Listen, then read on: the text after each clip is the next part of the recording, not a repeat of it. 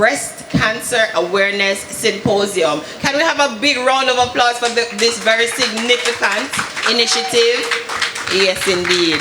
And the theme for this year is Save the Breast. Of course, it's endorsed by the Jamaica Cancer Society and sponsored by Treasure Tours, Sunset Resort, Beyond Sunset, Jake's Hotel, Nature Valley, Good Living Fitness, True Shake, CPJ, YoPlay, Water, and Sagicor. Can we have a round of applause for the sponsors? Yes, indeed. Would not have been possible without them, and we really thank them for coming on board. So, as we begin this wonderful evening of discussion, updates and findings on the theme, and question and answer, we of course would like to invoke the presence of the Lord Almighty. And so we have with us Pastor Elaine Roberts, and we now invite her to do the prayer. Everybody, before we pray, I want to just share something from the Bible. I'm not going to ask you to open your Bibles, but in the book of James, it says that every good and perfect gift comes from above, from the Father of lights, in whom there is no shadow of turning. And I just want to think about gifts for one moment before I pray. We know that so many people suffer from this horrible disease. And I do believe with all my heart that one of the gifts that God has given, He has given gifts of healings to the world. And one of the gifts of healings are doctors and nurses and the medical profession, and those that help in the healing process. So let's be very mindful of that for everyone, every doctor, every nurse, every person of the medical profession, they have learned something that they are sharing with the world, and they are helping people reconstruct their lives as well as reconstruct their bodies. So Father, we come to you in the name of Jesus Christ of Nazareth. We say thank you for your love, for your goodness and your kindness to us. We say thank you, Lord, for this wonderful occasion. We thank you, Father, for all that we are going to learn today, for all that we're going to hear. We pray your blessing on every aspect from beginning to end. We ask you to bless every speaker, Lord, that everything they say will resonate with each one of us. And Lord, we won't go away saying, well, that was an interesting afternoon. We'll have gone away having learned something that will help us and help us to help others. So Father, we say thank you. I pray your blessing upon Jeanette, upon her team, upon the board of directors, upon the sponsors. We ask, Father, that you would pour out your favor, your goodwill and your blessing. And we say thank you for all that you are going to do today in Jesus' name. Amen. Thank you so much, Pastor Roberts. Can we get a stronger amen? Amen. Amen. All right. So as we move on, we are here for a very special reason. Like I said, this is a very significant occasion. But why exactly are we here? Why are you here? To learn. Right. And that's one of the, if not the most important things that we will get here today, and that will be lessons, real lessons. We're not talking about just theory now, but practical lessons that are really relevant to everyday life and to the reality that we face in the form of cancer. Hopefully this awareness will allow us to not fear cancer as much as we often do, and that will be through knowledge, because hopefully we will understand what it is and therefore be able to tackle it correctly. And very importantly, we will be able to better help others, right? Because it's not just about keeping that newfound knowledge to ourselves, but spreading it to others so that together we can achieve more. I must say at this time that in speaking with Mrs. Kalu, that she has expressed her dream for this initiative, and it's to see it become the biggest cancer symposium on the South Coast, first of all, and maybe even Jamaica. Do you believe it can happen? Do you believe it can happen? Of course it can, and it's very necessary. I mean, it's not just, wishful thinking and, oh, I would love, but it's something that is very important, very integral to our development, our social development, and our health, as people and as a nation. So we really look forward to that dream coming true. And we really look forward to a wonderful day of lively discussion. I know that when it comes to health, often there are terms that you don't understand. This is where you get it broken down. So don't be afraid to ask questions. Listen attentively so that you will leave enriched and fulfilled. At this time, we invite the president of the Jeanette Kalu Breast Cancer Foundation to deliver the official welcome. Ladies and gentlemen, put your hands together and welcome Mrs. Jeanette Kalu. Everyone, good afternoon. Thank you all for coming out today to this very important, symposium. It's so overwhelmed, and I feel so blessed, just to see all of you today, and just a reflection, of 11 years ago when I got diagnosed, almost 12 years, and just started learning about breast cancer, and just know that I am the person in the hot seat trying to survive and to get through the whole news of being diagnosed with breast cancer. So I'm just very happy today, and I want to welcome every single one of you that are here. I know we have a very exciting program lined up for you guys today, so I hope that you all will enjoy the program. We have some very good speakers. Dr. Jansen is here, Dr. Pigram is here, Sandra Samuels is here, and so many other speakers. And I am sure that there are others that are on their way here. So, just sit back, relax, and enjoy the whole program. Thank you all so much. Thank you so much. Further, without making very special mention of our major sponsor here with us in the form of the Jamaica Tourist Board. Can we have a big round of applause for them? And you may wonder, how exactly does the JTV benefit from an event like this? But the cusp of tourism is what? People. Yeah. So if we're losing our people and if we're an unhealthy nation, it's not going to speak well for tourism. And also wellness tourism, health and wellness tourism is a big thing now. And Jamaica is a very wonderful place to relax and rejuvenate, because we're not only thinking about treatment, but prevention.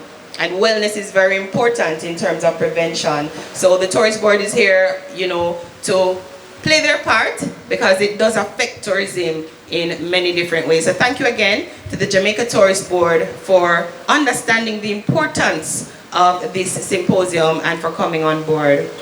Also, speaking about, putting everything in place, because we're really going to be thrusting a lot of information at you today, a whole lot. I've been to many symposiums, and trust me, when I leave, I don't know if I feel dunce or I feel bright.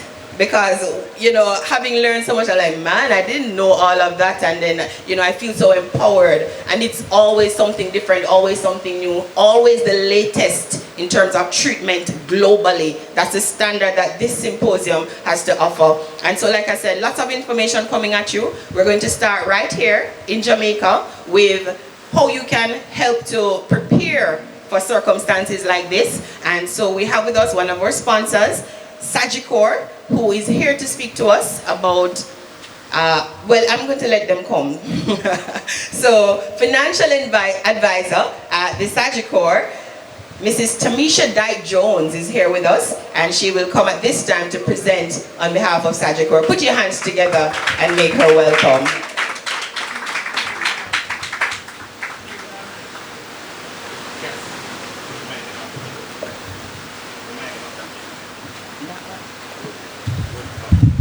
Good afternoon, everyone. All protocols observed. Thank you, my sister Casmarine Daly. If you did not all know, Casmarine and I have been sisters since 1994, when we both started the greatest high school, Hampton School for Girls. My name, as she said, is Tamisha Dyke Jones, and I'm from Sagicor Life, Mandeville location, but I am a product of Treasure Beach. this is home.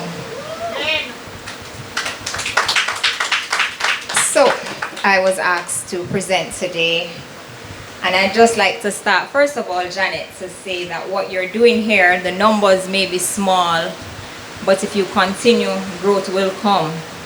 Because we at Sagicor, presently, Sagicor is on a campaign this month trying to encourage and motivate women to become tested, because only less than 5% of our women are screened yearly for breast cancer. And so we can see with that small number of persons being screened, really what can happen. And if we really think that wellness is expensive, we've never known what critical illness can cost. Janet here is a testament to what it can cost. She and I would have had many conversations about those expenses. But just on a whole, 1 month's treatment can be starting at 800,000 Jamaican dollars. How much of us have that in a savings account? How much of us can afford it? And for how long? I recently had a client and her sister was diagnosed with breast cancer. I think it was stage 3. I don't remember the type of cancer. But she called with her sister and she asked me, she said, please give my sister the maximum coverage she has, because I only have $2 million. I never increased my critical illness. And now I'm supposed to do 6 rounds of chemotherapy at $3 million each. And then I have to do a mastectomy, and then I will have to go back to do some more sessions. Now, can we imagine 6 by 3 is 18 million dollars? She was 39 years old, so you think about it and say, boy, do I spend this money? I'm still young. I have a bright future. You know, it's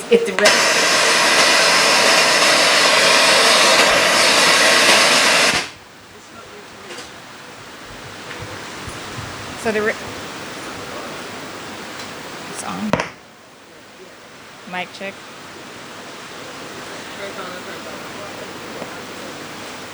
Use that mic. Use that one. The one in front of you. Use that one. No, that one is not attached to the It's going to be mic check.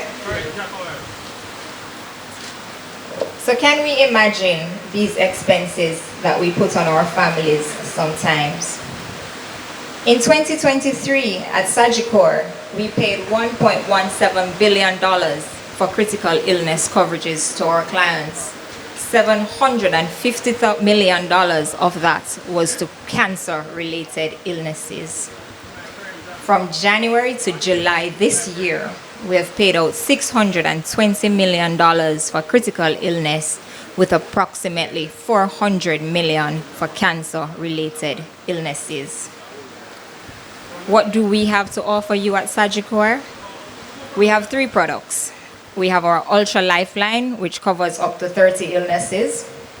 We have our Total Woman, which covers 15 illnesses. Both are medical plans, so you'll have to do a medical, and they both require a pap smear. For the Total Woman, we cover breast cancer in situ. Those of the medical persons will tell you that that is the early stage. You don't reach stage 2 yet. It's just when you're catching it. So early detection, again, that's where screening comes in, because if you don't screen, you really won't know where you are.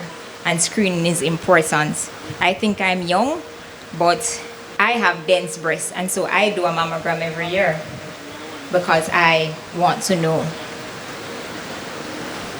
We also have our Triple Protector plan, which does 9 critical illnesses, and that one is just a regular, not just regular 9 plans, but it still covers cancer.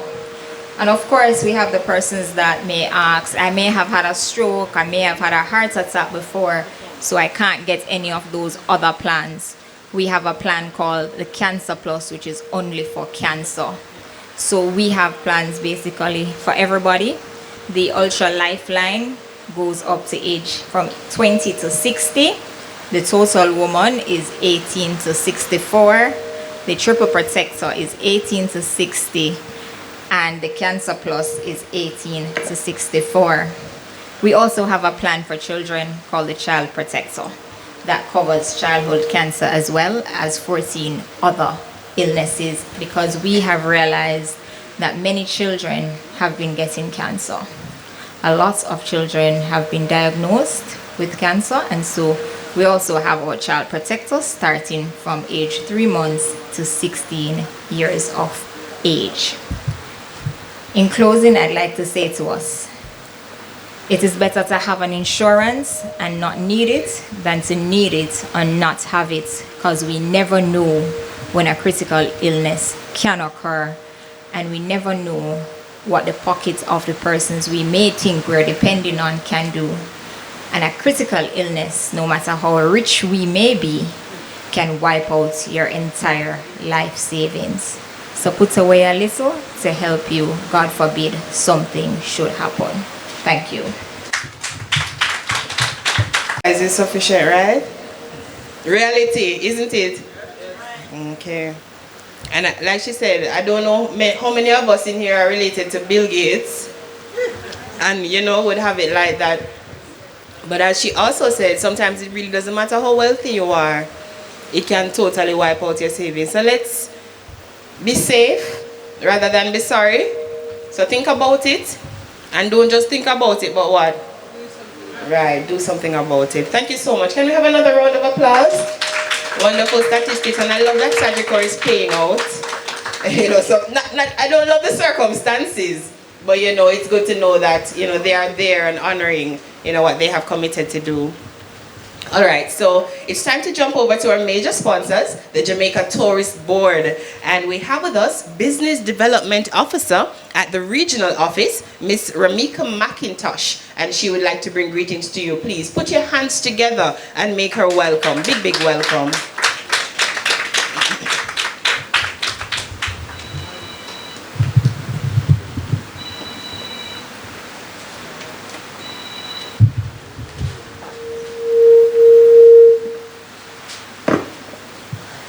All protocols observed. Good afternoon. Before we begin, I'd like to ask you all to give yourselves a big round of applause.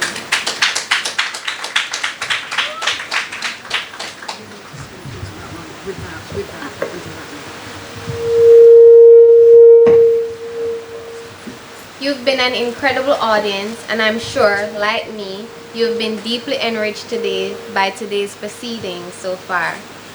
Your engagement and support are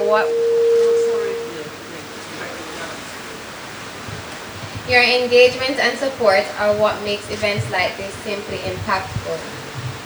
It is an honor to address you this afternoon at the Janet Kalu Breast Cancer Foundation 11th Annual Breast Cancer Awareness Symposium. This remarkable milestone is a testament to the Foundation's unwavering commitment and the incredible support from our community. As we gather here in beautiful Treasure Beach, I'm reminded of the resilience of the South Coast region. Just a few months ago, Hurricane Barry left its mark, but look at us now, coming together stronger than ever. It's truly inspiring to see Treasure Beach making such a remarkable stride towards beautiful recovery. Now, let's talk about why we're really here. October isn't about pumpkin spices, Halloween costumes. It's also Breast Cancer Awareness Month, and that's a big deal. I'm sure by now you know breast cancer is the most common cancer among Jamaican women. In 2020 alone, we saw 1,208 new cases right here in Jamaica. That's 1,208 of our mothers, sisters, daughters, and friends whose lives were changed in an instant. But here's the thing, I can't stress this enough. Knowledge is power, and early detection can be a game changer. Ladies, get to know your breast. Learn how to do a self-examination. If you're under 40 and notice anything unusual, don't hesitate to seek medical help. Trust me, it's better to be safe than sorry. And for those of you 40 and up, please make those mammogram appointments. I know It might not be the most comfortable experience, but for those minutes, it could literally save your life. Now, gentlemen, don't think you're off the hook. Your support is crucial. You're reminded that men can have breast cancer too. It's rare, but it happens, so stay vigilant. At the Jamaica Tourist Board, we understand that breast cancer doesn't just affect individuals. It impacts families, communities, and by extension, our entire nation. And of course, our tourism industry. That's why we remain committed to supporting initiatives like this Symposium. We really believe that Jamaica is a vibrant Jamaica, and that's the Jamaica we want to showcase to the world. As this inspiring day continues, I want to express how excited we are about the wealth of knowledge being shared at this 11th annual symposium. The theme, Saving the Breast, couldn't be more appropriate.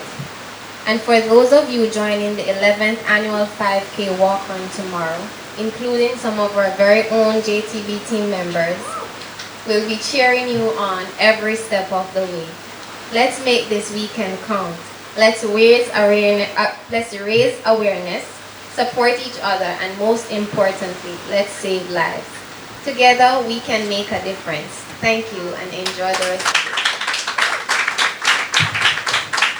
Can, inspiring us in small ways that have big impact.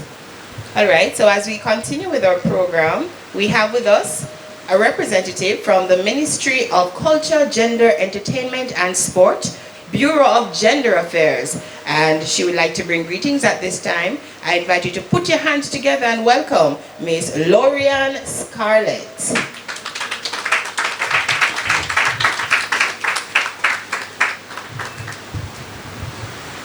And as she comes, I'd like to once again mention our sponsors and thank them.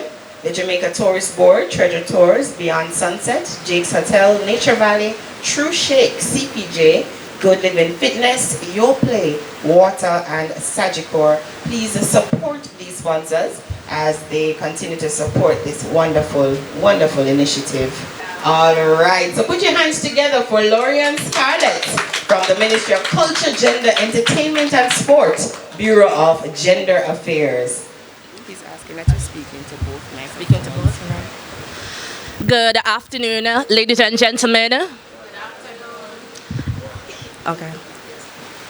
All right. First and foremost, thank you very much for this opportunity to speak to you. And on behalf of my Principal Director, Mrs. Sharon Coburn Robinson, Bureau of Gender Affairs, Ministry of Culture, Gender, Entertainment and Sport, want to say thank you very much for this opportunity. She definitely wanted to be here today. However, due to competing priorities, she could not make it, but she sends her greetings to this Miss Janet Kalu Foundation and this activity. So thank you very much for having us.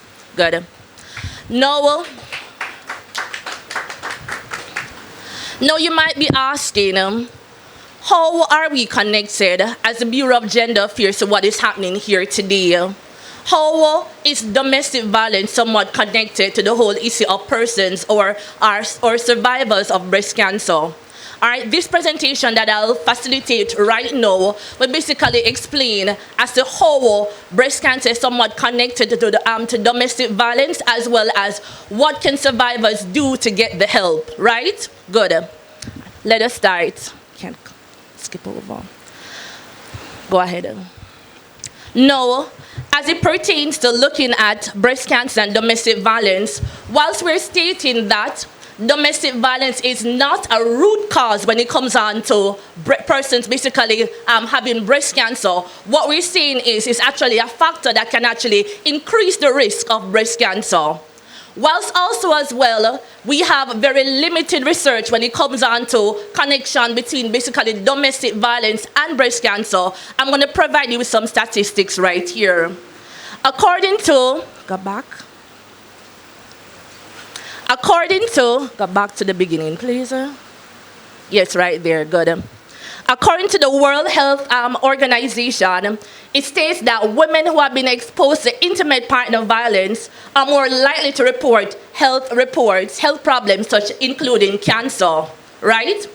As well as studies indicate that trauma and stress from domestic violence can exacerbate the growth of cancerous cells in the body, especially when combined with factors like alcohol use, which may be prevalent amongst abuse survivors.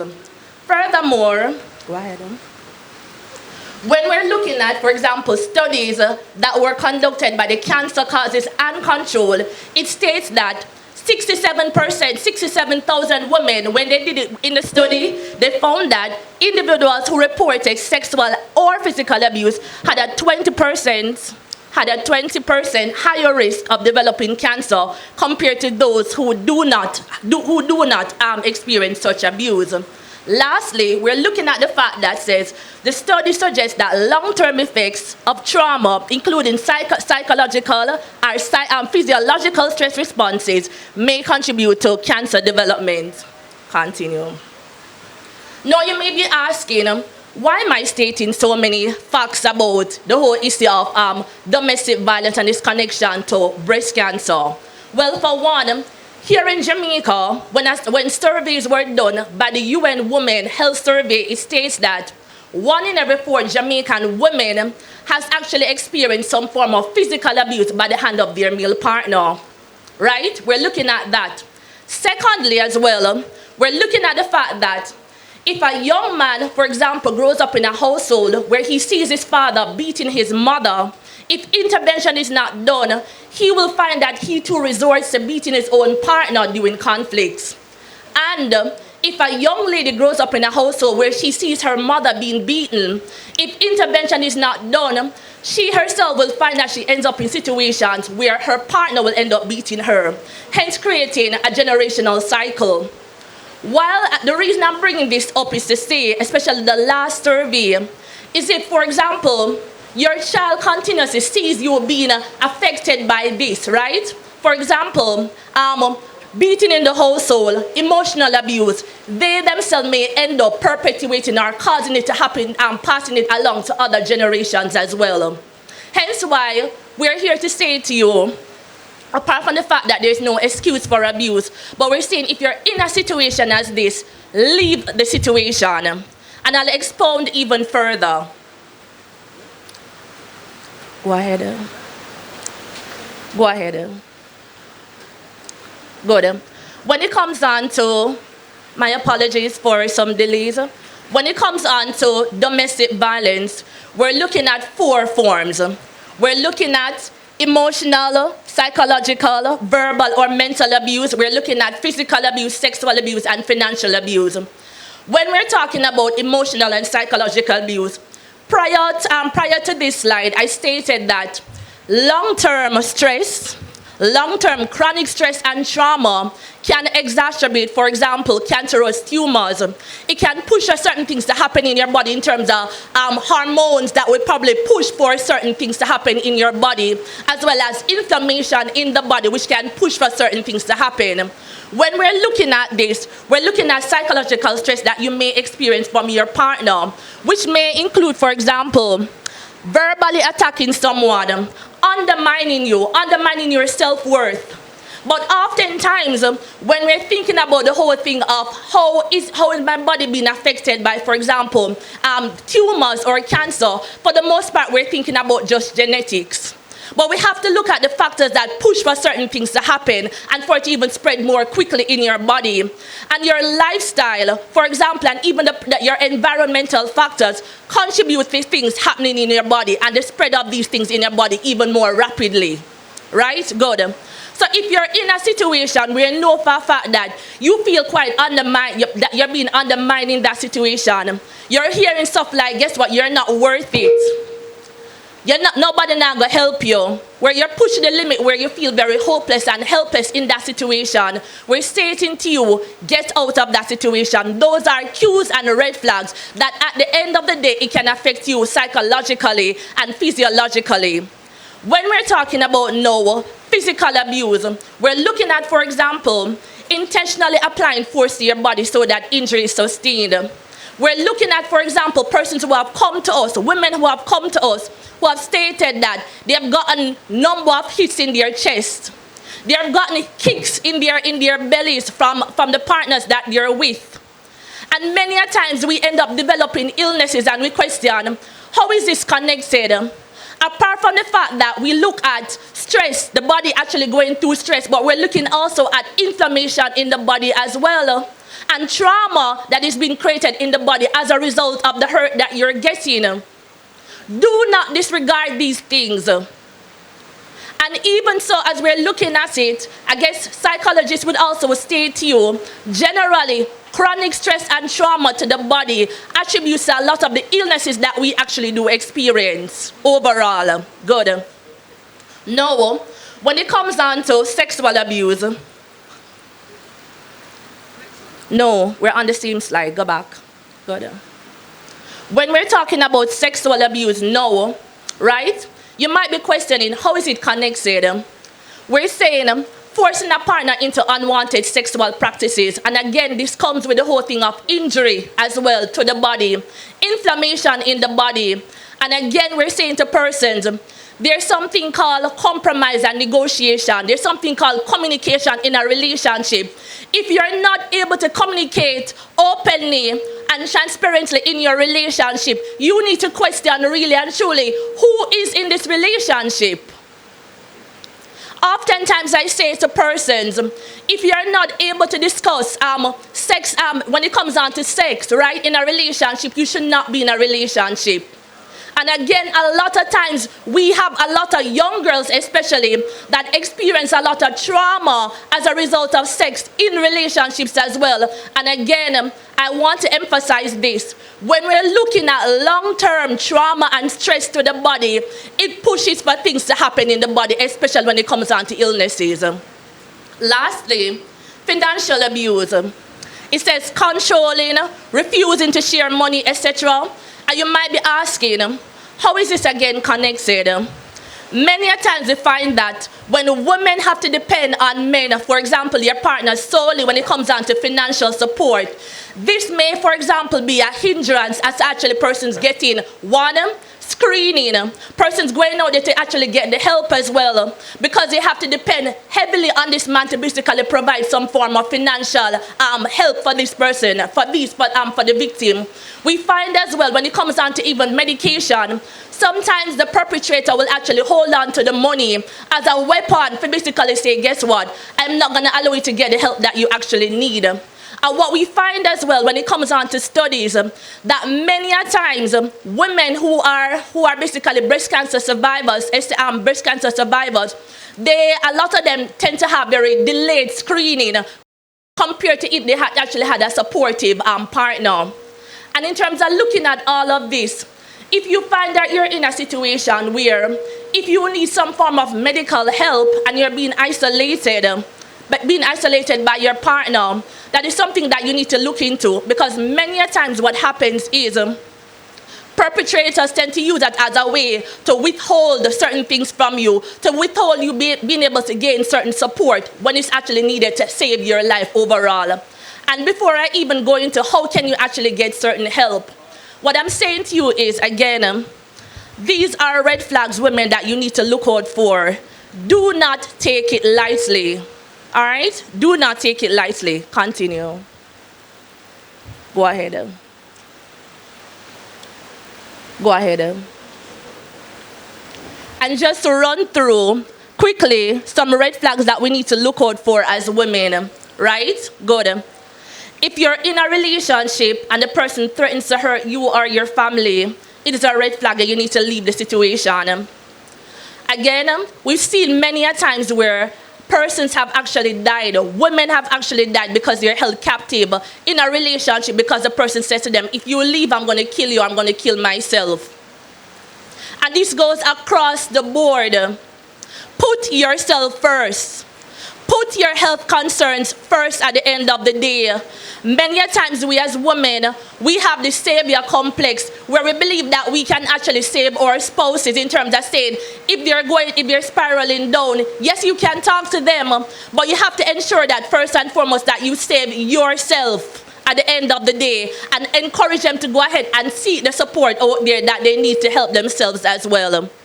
We're saying to you as well, do not be manipulated into believing that the hits, the kicks, you deserve it.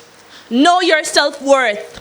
Do not allow the person to actually blame you for the abuse. When you know for a fact that, guess what? This man is actually not, or this woman is actually not your father or your mother.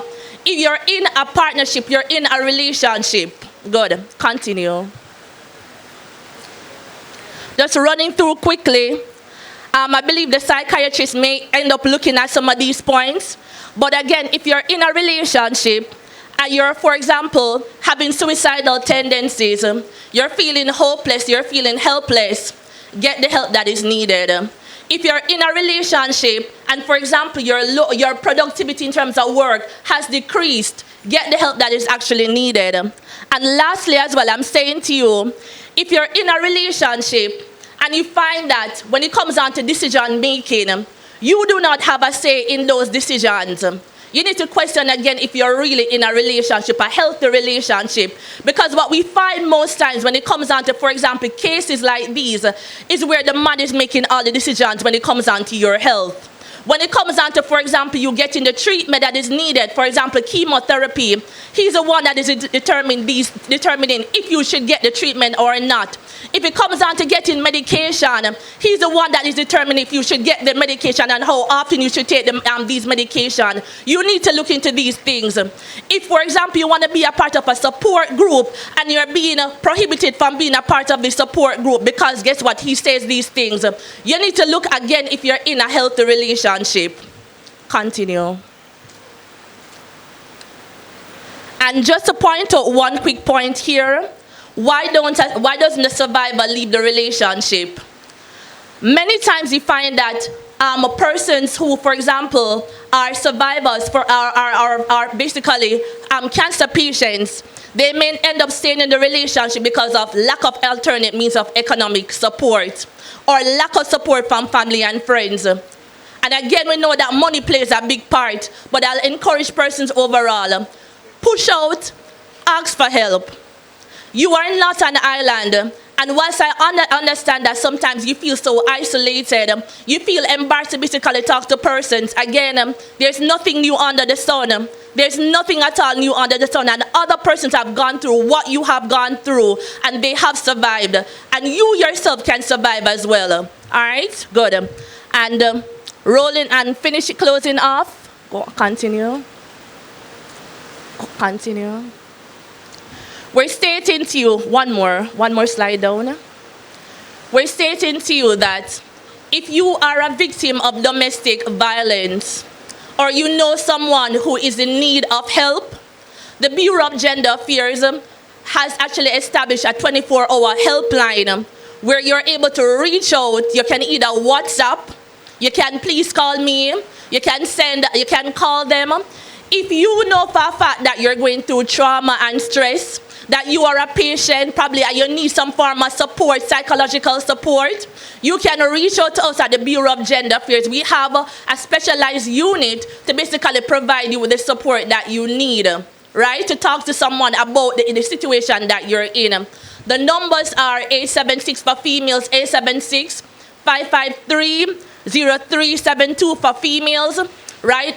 In addition to that, we also have 876-236-1716. Again, the numbers to call or to WhatsApp or to please call me are 876-553-0372 and also 876-236-1716 or even 1713.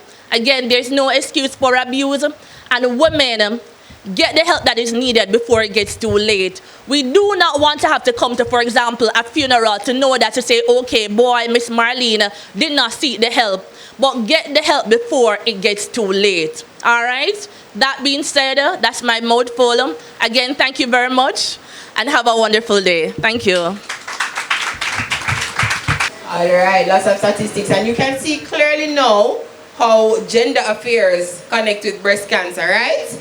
All right, round of applause for her again. Thank you so much for representing the Ministry of Culture, Gender, Entertainment and Sports, Bureau of Gender Affairs.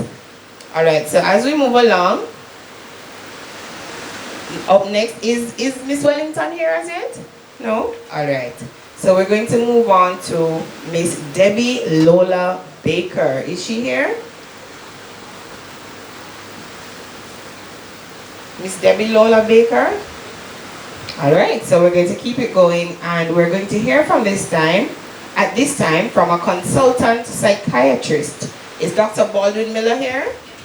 All right. And I'm sure that you're excited to hear about this, because from when I'm small, I hear psychiatrists deal with mad people. That's all? Now that you're here. And so I want to hear how this part goes. Don't you want to hear, not true? Yeah, we got to listen attentively as she comes to present to us on this very important matter.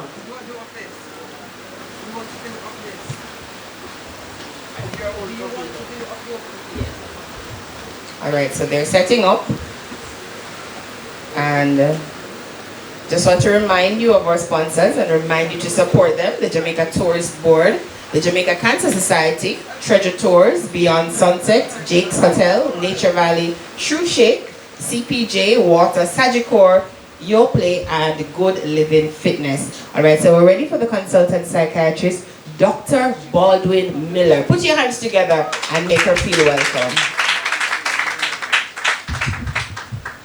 Thank you very much for your introduction. I just wanted to say that presentation before me was excellent.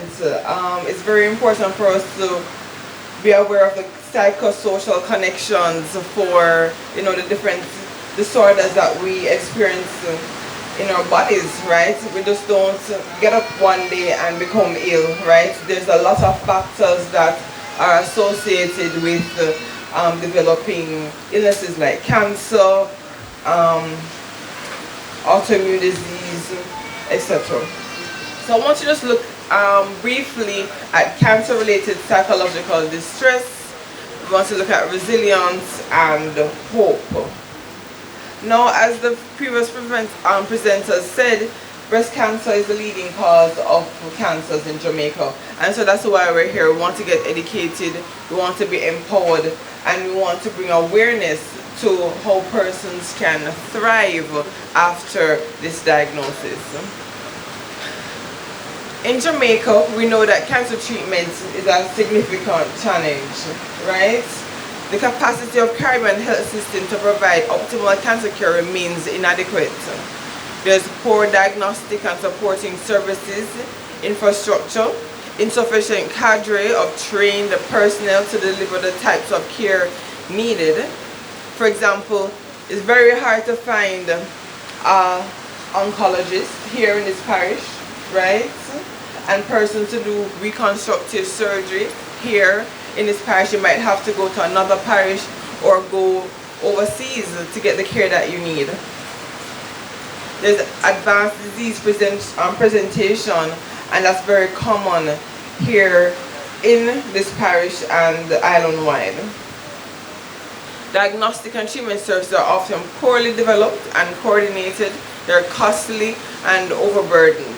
Many healthcare professionals have little oncology training and do not always feel comfortable caring for patients with cancer, even their psychological needs. So you go to your general practitioner, you told them, yes, these results came back.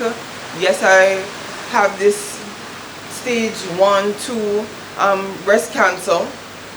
And then it's difficult to you to get that connection with your general practitioner or your oncologist at times, or your radiologist.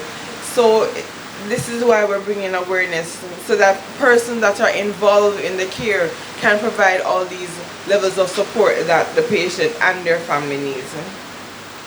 Patient might have to travel long distance, including air travel, often at sustained expenses and access of care. There's long waiting lists. Patient lack information or psychological skills needed to manage the illness. Disruption in work, again, is very common to get treatment, for school, for family, to cause additional suffering, weak adherence to prescribed treatment, and threaten patients' return to health. So I just want to remind us again today that psychological support is a vital part of cancer treatment and care. Why? Because 1 in 3 cancer patients experience a mental health problem during and after treatment. 50% of all cancer patients will experience anxiety and depression, and 1 in 10 patients need intervention by psychological specialists in the year after diagnosis. And again, mental health issues increase total health costs by up to 45%. So if you're diagnosed with breast cancer and you have underlying mental health issues such as anxiety or depression, the cost of treatment goes up because of the distress that you're experiencing, and maybe even not wanting to get the care needed. So diagnosis and treatment of cancer is a major life stress for the person concerned and their family. Cancer and cancer therapy affects how we feel, right? How we think, and our interaction with others. Cancer care today often provides state-of-the-science biomedical treatment, but fails to address the psychosocial problems associated with the illness. So distress is a term used to describe unpleasant feelings or emotions that interfere with your ability to cope with cancer, its physical symptoms and or its treatment. Distress is a normal response when you or a family member receives a diagnosis of cancer. Is this true? Is it normal to feel distressed when you've been diagnosed with cancer, or your family member is diagnosed with cancer? Yes. So yes, we're going to have some anxiety, we might have some fear, we might have some worry, and as a mental health professional, I'm reassuring you that this is totally normal, right? However, distress can turn into depression and anxiety, where your functioning is impaired. And let's just look at some of the red flags to say that you're no longer now in distress, but you're suffering from a depressive disorder or an anxiety disorder. So persons might report that they're feeling overwhelmed by fear to the point of panic, or an overpowering sense of dread. There's feelings so sad that they feel you cannot go through treatment, so persons now then start to avoid treatment. There's unusual irritability and anger, so they're snapping at everybody in the house. They're going to work and they just have difficulty coping. They're avoiding their caregivers. There's inability to cope with pain, fatigue, and nausea. There's poor concentration and sudden memory problems, having difficulty with managing, making decisions surrounding their illness. There's issues with sleep, there's issues with appetite. Persons are feeling excessively guilty. They're saying maybe there's something that they did that might have caused them to have this illness. And if you find that you or your relative are struggling with these issues, there's definitely time to get help. You have to seek help. And sometimes persons are not aware that they're struggling with these issues. And so as a community member, if you're seeing somebody struggling, right, we're going to have to reach out to them and remind them that there is help available and they should seek help. And again, why? Because this can impact their recovery and management. So we have a lot of healthcare providers here. Thank you. We have a lot of healthcare providers here, and we have cancer survivors and caregivers for persons who have been diagnosed with breast cancer or any other type of cancers. And I just want to remind us that whenever a diagnosis comes about and you're looking about getting investigations done, you're looking about waiting for results for treatment, you're starting treatment. As healthcare providers, we need to remember that persons with these diagnoses should be screened for mental health challenges, right? So it's not good enough to say, let me go to my radiologist and find out what stage I am at, or to my oncologist or my general practitioner and get the treatment needed. We also need to try and remember to get screening for our mental health. See if am I at just the distress level, or am I suffering from severe anxiety or depression? And again, why do we do screening? Because there is improved communication between patients and their oncology team once they are thriving and doing mentally well. They're more able to seek psychological support or even start treatment, include medication.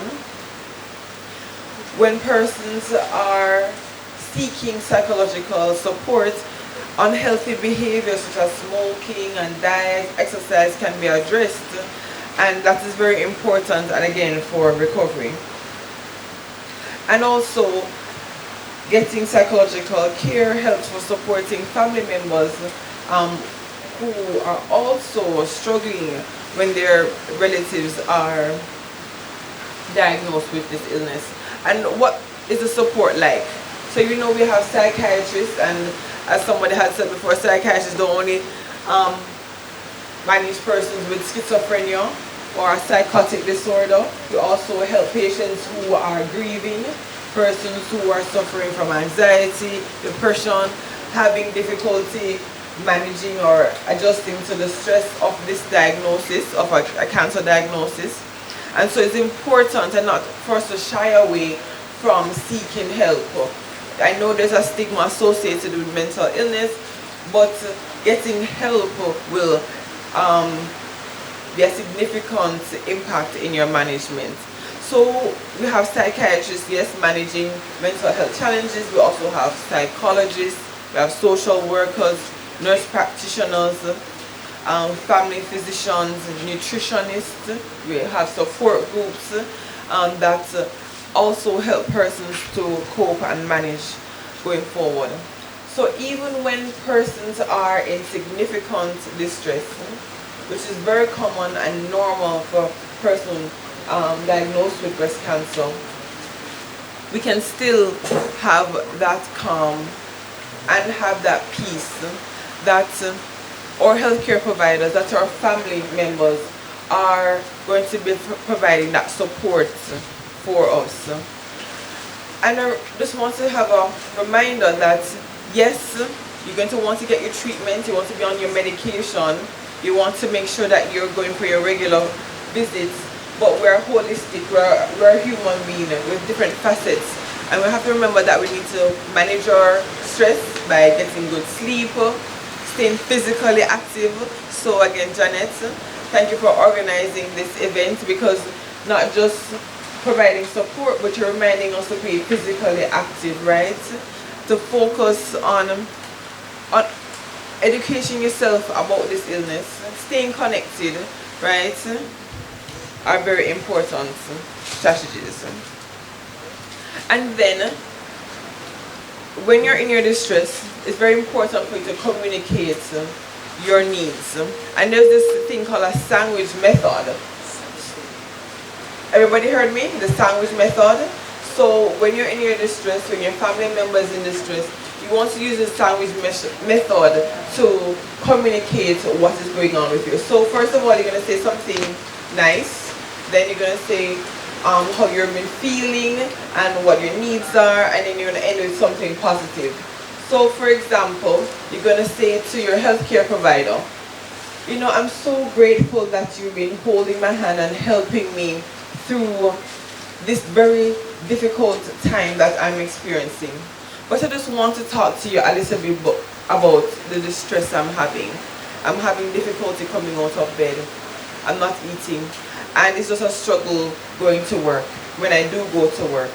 So I know you're here for my holistic needs, and I'm wondering if you can refer me to somebody that can help me to get the support that I need for my mental health. Right? Can we do that? How does that sound? Yes? So we're not saying, hey, you forgot about my mental health, right? Yes, I'm on the best medications, right? And I'm getting the best surgical interventions, but I want you to remember my mental health. And we have persons that are supporting us. We're going to try and remember to say thank you, right? Yes. It's very essential for us to show gratitude and remember that there's a lot of things that we can be grateful for. But sometimes persons have difficulty supporting us. They don't know how to, they don't know what to do or what to say. So we can use the sandwich method again. We can tell them, hey, I'm so grateful for all that you've been doing, helping me to get to my appointments, assisting me in filling my prescriptions, taking me to my clinic visits. But you know, sometimes when you bring up this thing over and over again, it's very difficult for me, right? So I'm wondering if we can probably set aside a time where we can talk about how I'm feeling and what I'm doing, and what I'm doing to cope. So in a diagnosis of cancer, it can be a distressing time.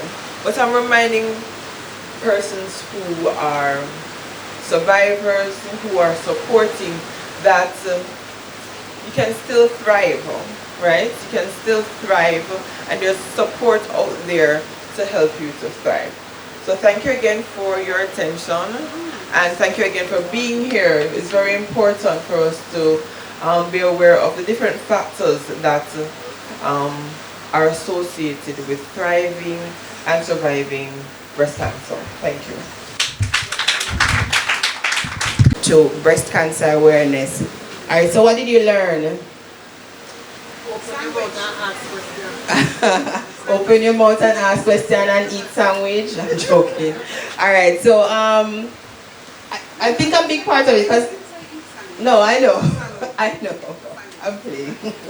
All right, you have something to say? Yes, I think the biggest takeaway from this is that mental health is very important. Yes. Such as these and support systems also very important. Yes, so mental health and support system, very important to beating cancer. Right. Jamaicans would say believe, kill and believe. Right. A lot of it is really in your state of mind, and like we said, in your support system and those around you. And you know, sometimes those around you feeling it harder than you. You ever see situations like that before? Like you ever see a woman in delivery and the husband there with back pain, and he's doing worse off than she is. That does happen in other situations, you know, where you have certain kinds of diagnosis where your children may be feeling it harder than you, your family, your mother, that kind of a thing. So we have to be mindful of all the factors that are at play there. All right, and just try to be positive. So the sandwich method is something that, you know, she spoke about, that you can use in dealing with your medical practitioners, with those who are supporting you. And I think you can do it with yourself too. And I don't think you have to wait until a cancer diagnosis to practice the sandwich method, because every day we go through challenges, right? So if you do that three-step method, where you say something nice at first, and we're going to do it right now. We're going to practice it right now. So think in your mind, think something nice. I don't know what makes you smile, if it's rice and peas and chicken, or it's ice cream, or whatever it is. Seeing your children playing, KFC, yeah man, whatever it is, that's nice. So you think of something nice? Done? Alright, let's think of a challenge now. Someone kind of just bum you out, like, Lord, me really have to go work Monday morning, me can't take work, work has stressed me out. Huh? Or can't believe I calling my boyfriend from morning and him not answering. I wonder what he's doing. So think about Easter time, and it's not Easter. Alright, so think about the challenge. But alas, we're ending it with something positive. So think about something positive now. Something that you can be grateful of despite. And there are so many things, don't it? Let's start to count some blessings now. What are some of the things you're grateful for? Let's say them out loud. The big one is life, the ability to breathe, good health, and even just the opportunity to recover your health. Because if you're here, as long as you're here, even if you're ill, there's hope. What else we're grateful for? Look out there, look at that view. And I always say that nature just always reminds me of God. How amazing He is and how capable He is. Because which one only can do something like that? Or even close to that? Right. So God is here with us, and that's something that we can be grateful for. So many things to be grateful for. So continue to practice that sandwich method throughout the days of your life. Thank you so much, Dr. Baldwin Miller. Can we have another round of applause for her? We have another comment here.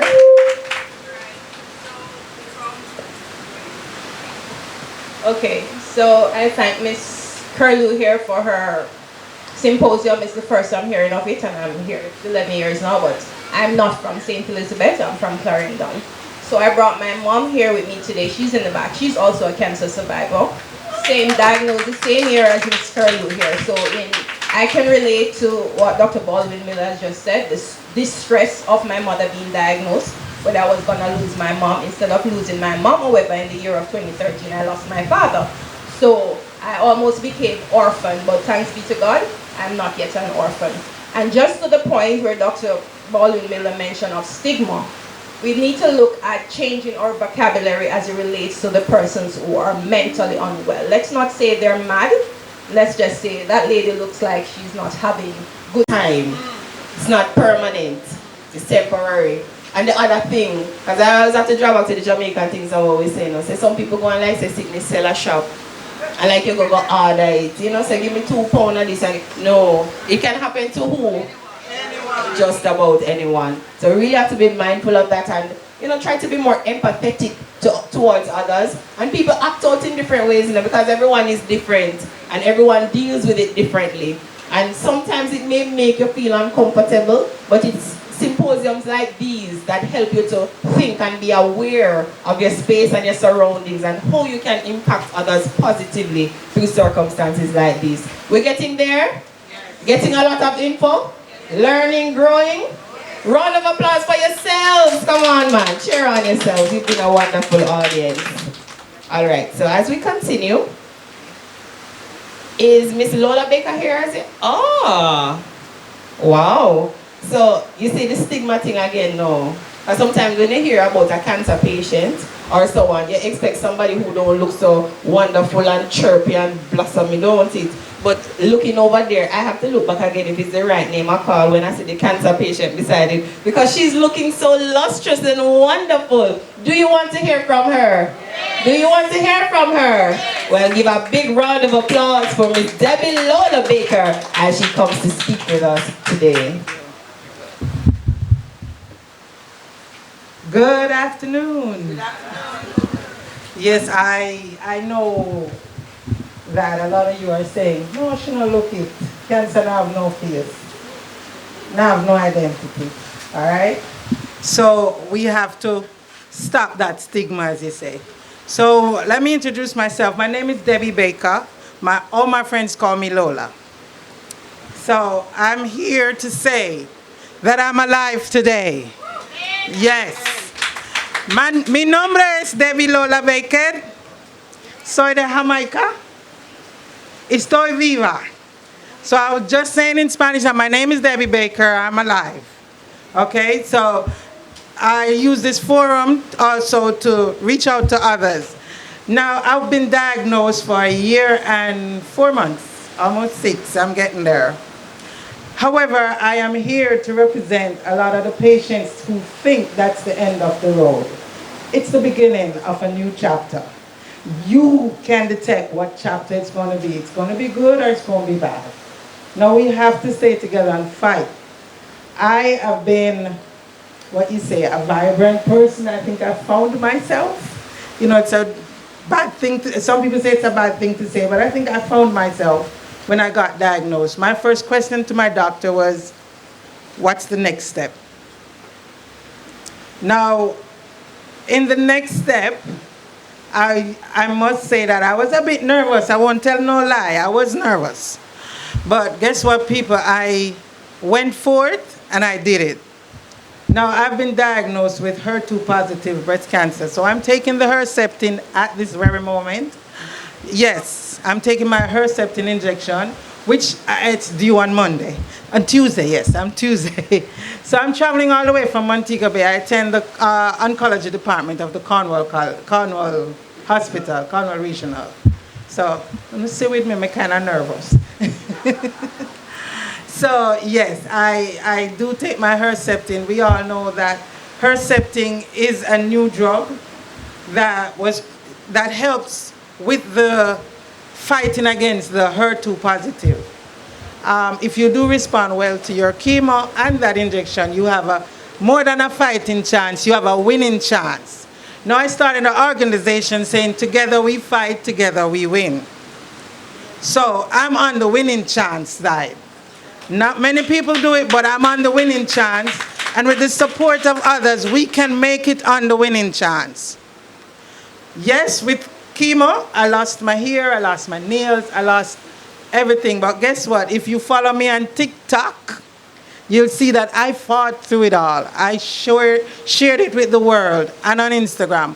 How another look at life can change you and make it positive. Now, for everything I'm going to say, my biggest passion is also the caregivers. My caregiver is my 21-year-old son, who is now 22, sitting right there with me. He is my right hand, my left hand, my foot, my hand, my everything. I know at that tender age especially, it's hard. He is my only birth child, but my daughter, which is, I don't like use step, but my daughter is here with me too in the back. She's also one of my supporters. She come by and check on me. You know, so it's good to have caregivers. And what I do, I normally take them out or give them a treat to say, I'm doing well today and I appreciate you. You have to show appreciation to the caregivers. Because remember me tell you, there are days, hallelujah, there are days when me I'll run him out of the room, me no want to see nobody. You understand? There are days when you have that. You don't want to see nobody. You don't want to talk to nobody. You don't even want the food. You fling it away. So, caregivers, we appreciate you. We love you. Yes, we love you. As well as we're going to problem, we love you. I know there's a lot of other persons here that are going through it. But let me tell you, there's a light at the end of the tunnel. Listen, I know somebody said to me recently when I was telling them about my fight, they said to me, how you know you're going to win? You don't. But you put it as your duty that you will live. You are going to win. You're not, as I said, and I will repeat, you don't know.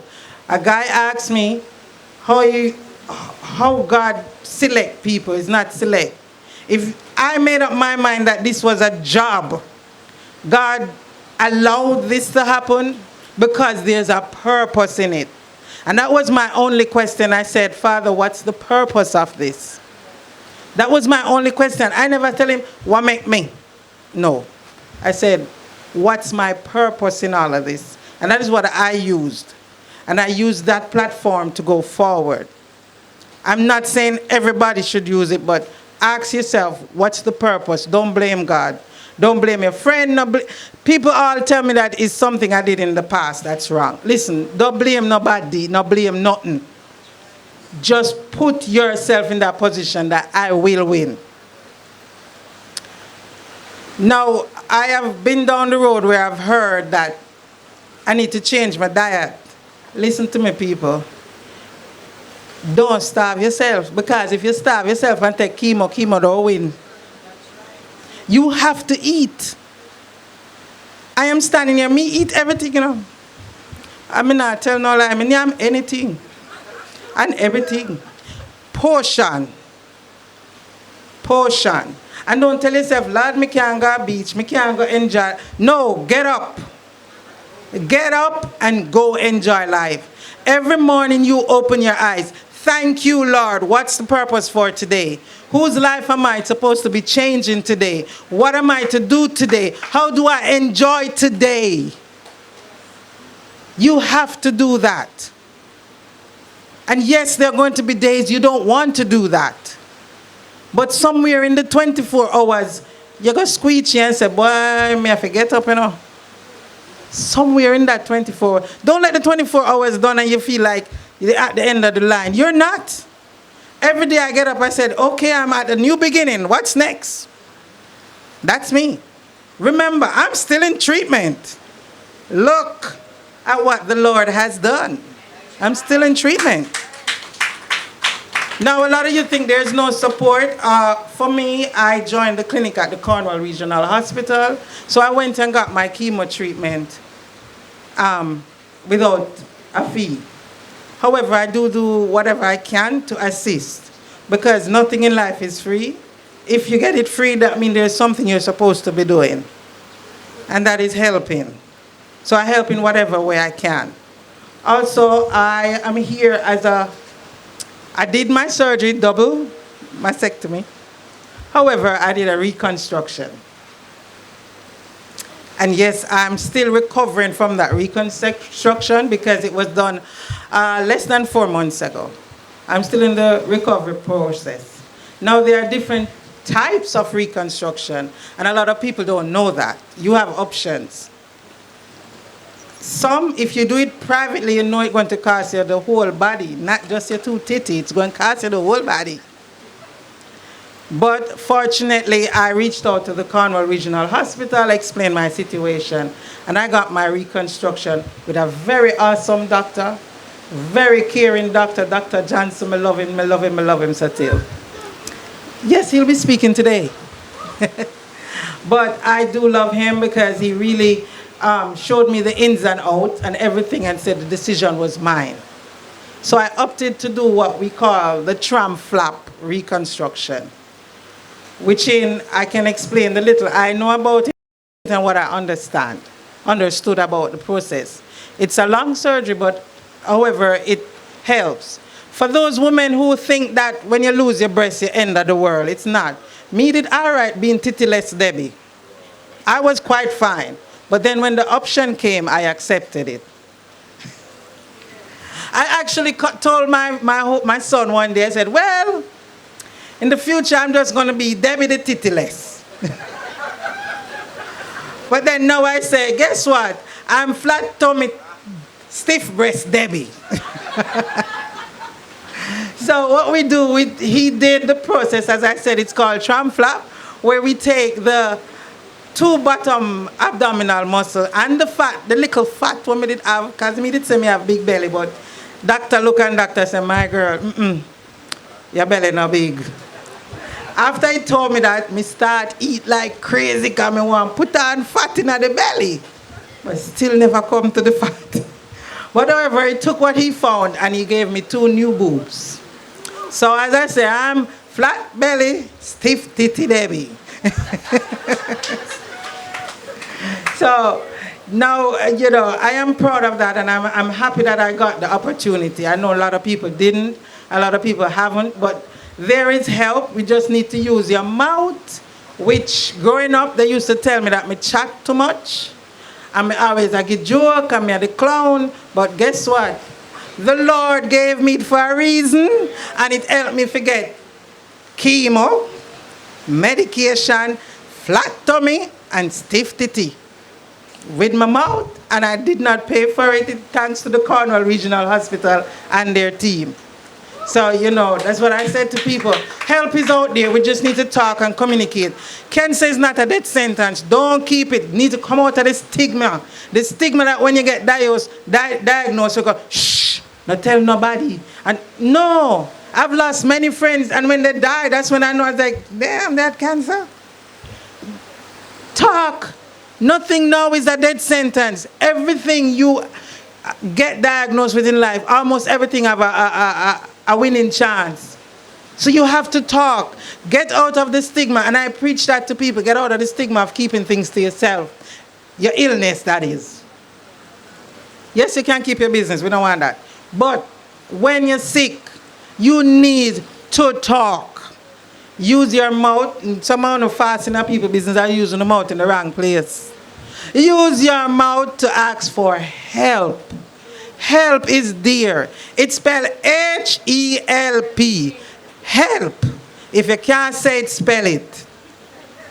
But ask for help. Help is there. My number is out there on TikTok and on Instagram. You want to talk? Call me. I answer my phone any time of the night. Because you never know. I was depressed at times, and I fell in depression. But for me, I found out, I realized what was happening. My depression normally lasts me, because everybody knows with cancer, with chemo, you're going to go in those areas. But I am a fighter, so my depression will last me, say, not even 24 hours. Because as soon as I realized, I said, no, this is not me. I need to get up. I've always been the Energizer Bunny. Yes, I just have to adjust my life. I can't move as fast as I could before because of treatment. But everybody tell me, say, boy, chemo kill out all of the ugliness out of you, all of the old look out of you. Now you're cute, cute, cute. That is up on the next side of chemo. You're cuter than cute. It's like the good cells, them are come back and the old cells, them just gone. Because when I tell people I am 50 going 51, them say you're too lie. Me say, no, I'm not telling no lie. I can give you ID birth paper, every paper. Me born April 4th, 1974, me can't miss. So, you know, I tell people, there's a good side and there's a bad side. Choose your side and fight. Together we fight, together we win. Together means you're going to talk and look for help. No, I am not much of a speaker, but I like to communicate with the audience. If anybody have any question, you can always ask me. I'm here. I answer freely. All right? So just to let you know, I also run a tour business. Yeah, I run a tour business. Guess what it named? Lola Tours. And this morning we had a job. But guess what? Even the guests can't believe. They're looking at me like, seriously? I would take treatment at the Cornwall Hospital and go to work. Yes. And they would, everybody at work would say, you seriously just coming from there? I say, yes. I got to do what I got to do. As long as there's breath in me, I'm going to be moving and I'm going to be up.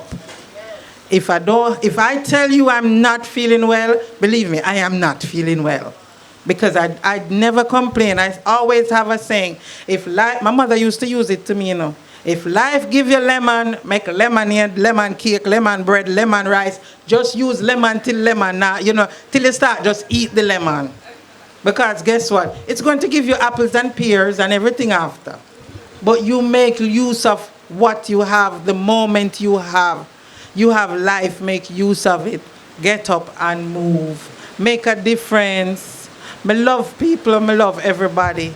Thank you all for, you know, my little speech, and I appreciate you all. Thank you. To Recovery Jamaica, and she would like to bring greetings. Put your hands together and welcome Miss Sandra Samuels.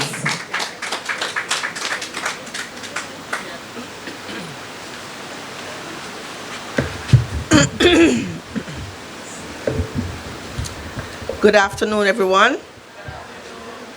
I want to thank Janet for inviting me to St. Elizabeth, beautiful parish of St. Elizabeth. I am the president of Jamaica Reach to Recovery, and for those of you who do not know who we were founded in 1977 by Dr. Denise Thwaites, and she was a breast cancer survivor who decided that breast cancer patients needed support based on what she was going through. So she set up, well, Reach to Recovery is an international body, and they are all over the world. I believe Jamaica is the only Reach to Recovery in the Caribbean, because I was invited to speak on thriving after breast cancer in China, and we were the only persons from the Caribbean there. Now, we at Jamaica Reach to Recovery, as I said, started as a support group in terms of counseling and sister support. I was diagnosed 25 years ago. I was diagnosed at the age of 35, and when I was in the hospital, I was visited by a member of the Jamaica Reach to Recovery. From that moment onwards, I decided that I would have become a part of Jamaica Reach to Recovery. Why? When someone tells you that you are going to survive, they have their two breasts, they're living their life la vida loca, and they're going to tell you that you're going to survive. Yeah, you know, okay. But when somebody who has been there, done that, been through the fire, fight the fire, and is at the other end, it makes a significant difference. So from that day forward, I decided to pay it forward. So I became a member. When I went to the first few meetings and went through the first October month, I realized that we were preaching to the converted, the events that we were having. They were having luncheons where companies bought tickets and gave away to their staff. And we weren't really preaching to the people, the common folk, what I like to call common folk, everyday people, about breast cancer. There was literally no knowledge being offered back in 1999. One or two persons may have spoken about it, and they may have been doctors. But this kind of what we are having now, this large-scale, island-wide expose of breast cancer did not exist then. I was only privileged to know about breast cancer because one of my friends had recently been diagnosed, and she lived overseas. So my knowledge of breast cancer was very limited. In joining Reach to Recovery, I learned a lot about breast cancer and how to survive breast cancer. And it was, to me, breast cancer by its own nature is a very trying experience. I'm an only child for my mother. And when I had to tell my mother, the stress of telling my mother alone was very stressful. So it was stressful for me, it was stressful to tell my friends, it was stressful to tell my family. So the support from a Jamaica Reach to Recovery made all the difference. Now, what did I go through back in the day? I did a partial radical mastectomy of the left breast, which is the complete removal of my left breast. I did not do reconstruction because for me at the time, I don't know what the protocol is now, I'm unsure to be honest. It was do the reconstruction the minute you had surgery, and my focus was really survival. And so I chose to do my treatment first before I went on to do reconstruction. It was in my plans. At 35, breast cancer is extremely aggressive. So when I was told what my treatment protocol was, which was to do the removal of the breast, then do chemotherapy, then do radiotherapy, and at the end of the day, I had to radiate the chest area because my lump was not found in the fatty part of my breast. My lump was found in my chest wall. So when I did my mammogram, the only reason why I caught my lump was because I had taken out a lump 9 years prior, which was benign. But I was told to check my breasts every month, the same time every month. And that's what I did. And so when the doctor said, no, you're free to go, there's nothing happening in the breast, I was able to say to Dr. Clark, no, the hump that I'm feeling in my chest was not there before. So he ordered and he did a ultrasound. The ultrasound showed the area of mass, and then he followed up with a needle biopsy, which proved that it was cancer. So if I had not known my body, I would have missed it entirely. And on that note, you have to help your doctor. The doctors are not seeing eye all dogs. They can't know everything. They don't know what you are going through. They don't know what you're experiencing. You need to check your body everywhere. The doctor may not be checking for everything. So you have to help your doctor. So that's why we advocate daily. Know your body. Feel up yourself, feel up your breast. And what nobody told me before diagnosis was I should have been checking underneath my arm as well. I always advocate that persons follow up after a mammogram with an ultrasound. Reason being, the lump can be like me in the chest wall. It can also be in between your breast. It can be under your breast, and it can also be under your armpit. Nobody told me to check for nodules in my neck, behind my ears. Nobody told me those things until when I was on the operating theater. They said there was this lump here before, and they took it out to have it tested because that could have been an indication that there was spread. Luckily for me, there was only spread to the armpit because I did what is called and what many of us that have done breast cancer surgeries do is a nodal clearance. The nodal clearance that I did, I took out 14 nodes, 4 of them were positive. So based on that, I knew right away that 1, I was a stage 2 breast cancer, and 2, the treatment protocol that had to follow suit.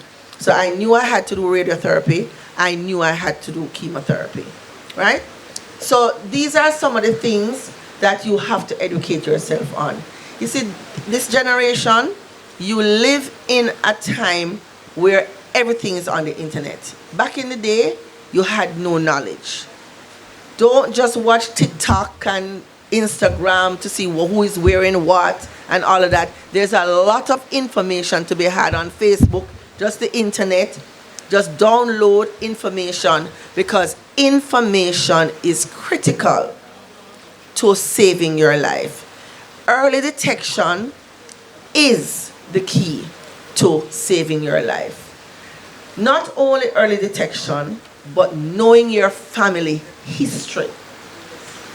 What is your family history? Most of us know if our parents or our sister or our brother or our father had diabetes or hypertension. How many of us check who in the family has cancer, if they have ever had cancer, if they had lupus, if they had any other kind of disease? Most of us stick to the basic. It is very important that you know what is your family history. Why? Once there's cancer in your family, you now become high risk of getting cancer, any kind of cancer at all, right? So that is one of the things. The high risk, obesity, cancer in your family, and several other, well, genetics, so that you could do a BRCA test. If you know it's in your family, strong, that's an option to do genetic testing, so that, like Angelina Jolie, she removed her breasts because she had the BRCA gene. So she did a preventative measure, right? So nobody knows really, and the doctor, so I am sure, will tell you more about what they think caused breast cancer. But up to now, I have not really heard a definitive cause of breast cancer. I mean, apart from the obvious about it being in your family and all of that. Now, we have in Kingston, we are a group of over 130 strong. We meet every second Tuesday of the month at Webster's Memorial Church, so that we can share our stories. We invite new members. We talk about what we're going through. It's a sisterhood. And I know that's what Janet is trying to build down here. It's a key component to our survival. We do a trip once a year. I mean, last year and this year we went to beach, and we had a group outing, because we don't want to only meet to talk about cancer only. We want to also talk about life. And life is for living. I will safely say, and I mean, it may sound bad, but breast cancer saved my life. I am pretty sure it did. Because when I had breast cancer at 35, I was chasing a dollar. I'm a business owner, I am an entrepreneur, and I was working until 11, 12 at night, because I felt like if I did not take the last customer, my business would have closed. You know, when your business is young and you're nervous and you're not so sure what you're doing. But when I was diagnosed and I saw that I could have not been here, it changed my outlook on life forever. My business would have either gone on without me, or it would have closed and I would have been gone. So I always preach to my friends, my family, about life, work-life balance. It's about balance. It's about taking time to smell the roses. It's about taking time with your family, sharing with your family. Those are the key things. Now, I like money like everybody else, but the truth is, money does not make you happy. What makes you happy at the end of the day is the love and camaraderie of your friends and your family. To stay together, to talk together, to share, to love. Those are the things that really matter. Having had a diagnosis of cancer and being here 25 years later, the life that I've lived, I would call it my second life, because I'm 60 now, right? I have lived it fully. And the last 25 years, I have spent my life preaching about early detection, the key to survival. Also, doing your mammogram.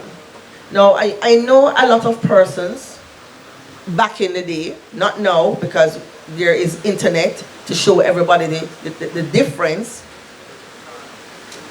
In Jamaica, our experience is that we are seeing women turning up younger and younger and younger and younger. The youngest member in our group was 16 years old. Well, she didn't come to us at 16, but she was diagnosed at 16. She was in high school. We have women who are in their 20s, 30s, that have had to do hysterectomy, oophorectomy, double mastectomy, and these are young ladies in their 20s and 30s. So those women, like myself, are currently in menopause. Well, I went into menopause at 47,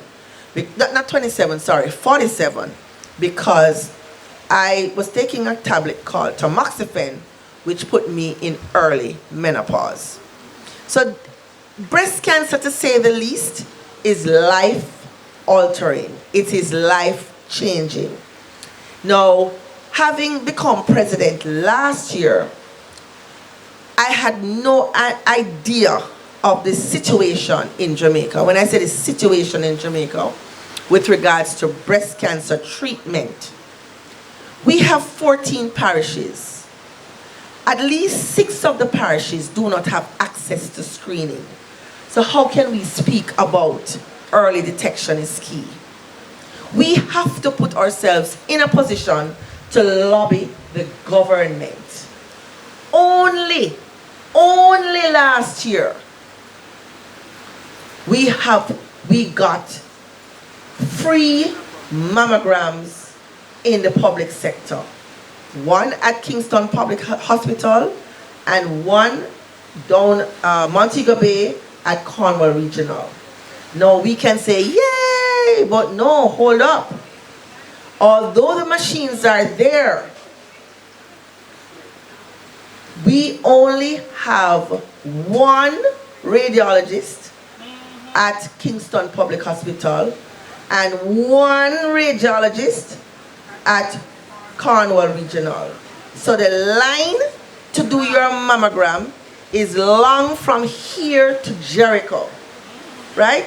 So these are the things that we must lobby for. Well, in my launch, I'll speak a little bit quickly about my pink run coming up and why we do the pink run. We had to put a call out because everybody, all the radiologists, majority of the radiologists are in the private sector. Now, everybody wants to make money, and I don't have a problem with that.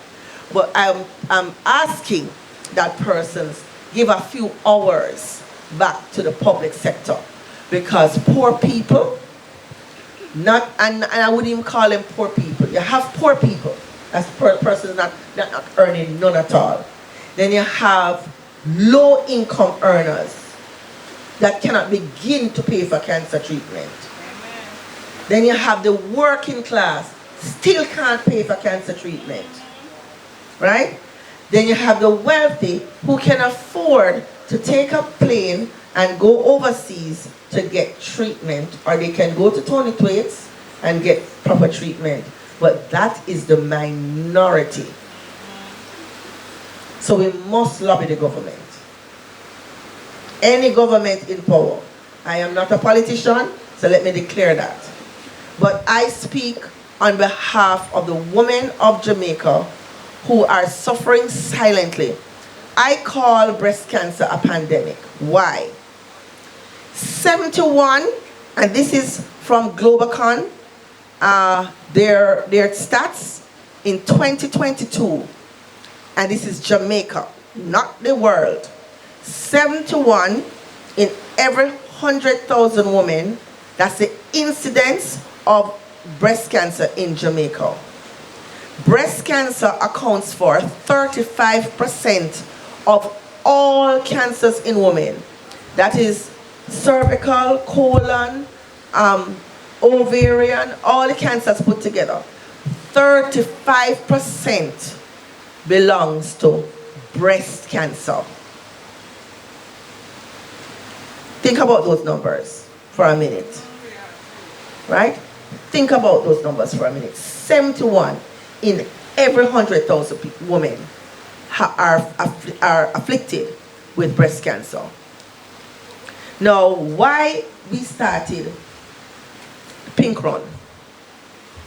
In 2000, when I saw women coming in, because I went in 1999, and we are saying we are counseling these women.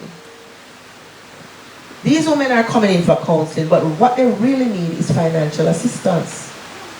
Because it don't make sense to say, hush, never mind, it's soon sort out, and them don't have dollar. That don't make no sense. So I said, look, we need to start raising funds to help these women. So what we have done and this year is our 20th staging. Last year we raised 11.5 million. This year our target is 20 million, and I'm hoping to surpass it. And we're hoping to have 15,000 persons on the road. Last year we had 10,000 people on the road, right? What do we do with this money? We would love to offer more than 100,000, but we offer $100,000 per person, and this is island-wide. This is not Kingston, because Kingston is not Jamaica. And the thing is, that's why we're trying to get more persons to know more about us. The more people know about us, is the more they will come for help. We offer $100,000 per person, a maximum of $100,000 per person, to do mammograms, ultrasound, bone scan,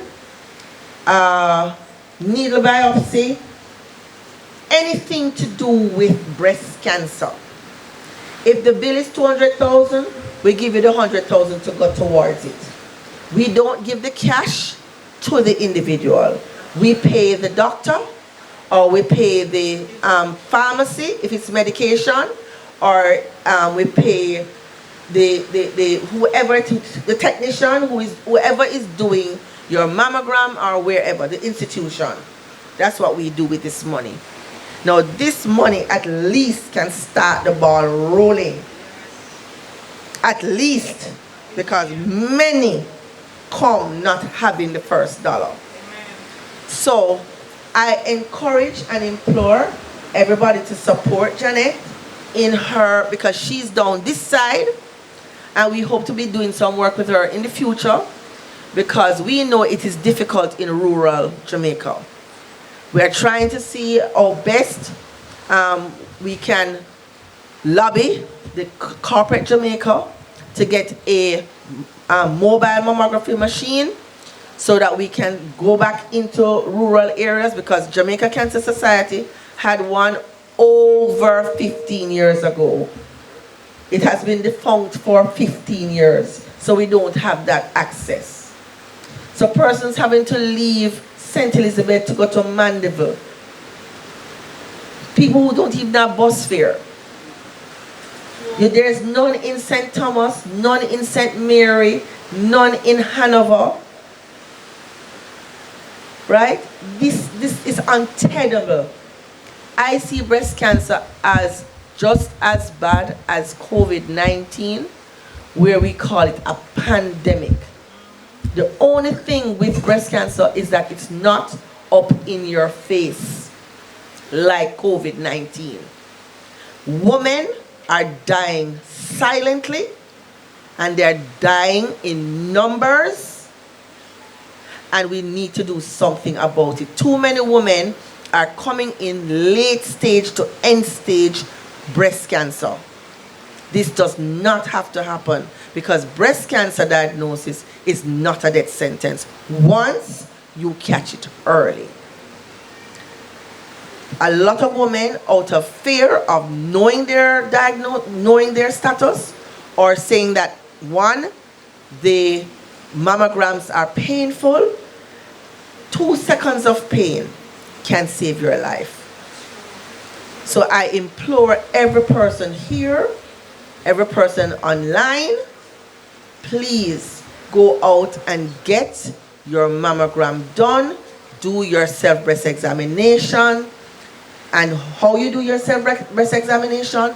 In the shower, or lying down flat on your back. You do your breast, you feel your breasts in a circular motion, in a circle going right around. Then you squeeze the nipple to see if there's any fluid coming from any unusual fluid coming from your nipples. If you see anything like that, you go directly to your doctor. Any dimpling, any inversion of the nipple, any puckering, anything, if your breast looks like an orange, immediately to the doctor. If you go and stand in front of the mirror and one breast look different from the other breast, get it checked. Check underneath your arm, check your breast area, in between your breast, underneath your breast, your neck area, just check. and act swiftly. Thank you so much. Is there anybody has any quick questions that I can answer while I'm up here? I can quickly do so before the next speaker. Oh, I didn't tell you about my run, did I? So it is I see my Miles of Hope shirt on show here. That is our theme for this year, Miles of Hope. It is next week, Sunday, the 27th of October at 6:30 in the morning. Warm-up is at 6 o'clock. It's at Emancipation Park.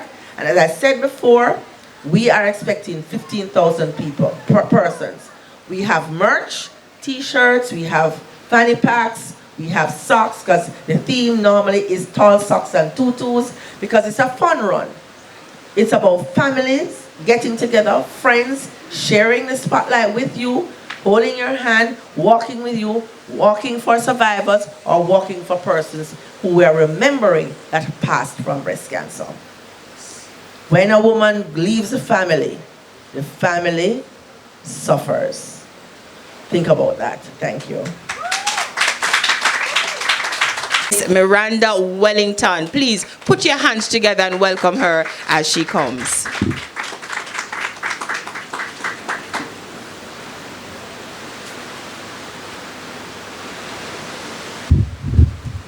Good evening, everyone. It's quite a long evening for myself, and I know you have been here all listening attentively. And I must firstly acknowledge our host, Miss Janet. I want to thank you for allowing me to speak this evening. And I want to also acknowledge all your invited guests or representatives here who are speaking out for the so important cause that we call the silent killer. And I'm more than impressed that we as women understand that this is a cause that we need to champion. We have breasts. And even though our men have breasts too, we understand that we have the bigger breasts. So we have the enormous task of speaking out for them too, even though we know that men get breast cancer too. And so I want to acknowledge all the persons who have been placed on this program to speak out against the kind of apathy that we find, the kind of silence that we have in our country about breast cancer. I want to share a brief story because I'm also the vice president for the women's movement of the People's National Party. And I recently was given this position. And I realized that this is an enormous task as a woman, and not only as a woman in politics, but as a future representative for Southwestern St. Elizabeth. I realized that I have the enormous task of speaking on issues that affect women. A man cannot speak out for issues that don't affect them. And so I realize now more than ever that as a woman, I have to champion the cause for issues that affect women in this country as a future leader. I'm a mother, and our recent speaker spoke about the absence of a woman in the family. I have been going to so many funerals recently, and coincidentally, a lot of these funerals are about losing women to breast cancer. I was in Vineyard last week speaking to a family who lost their loved one. She had been battling breast cancer for 9 years. 9 long years.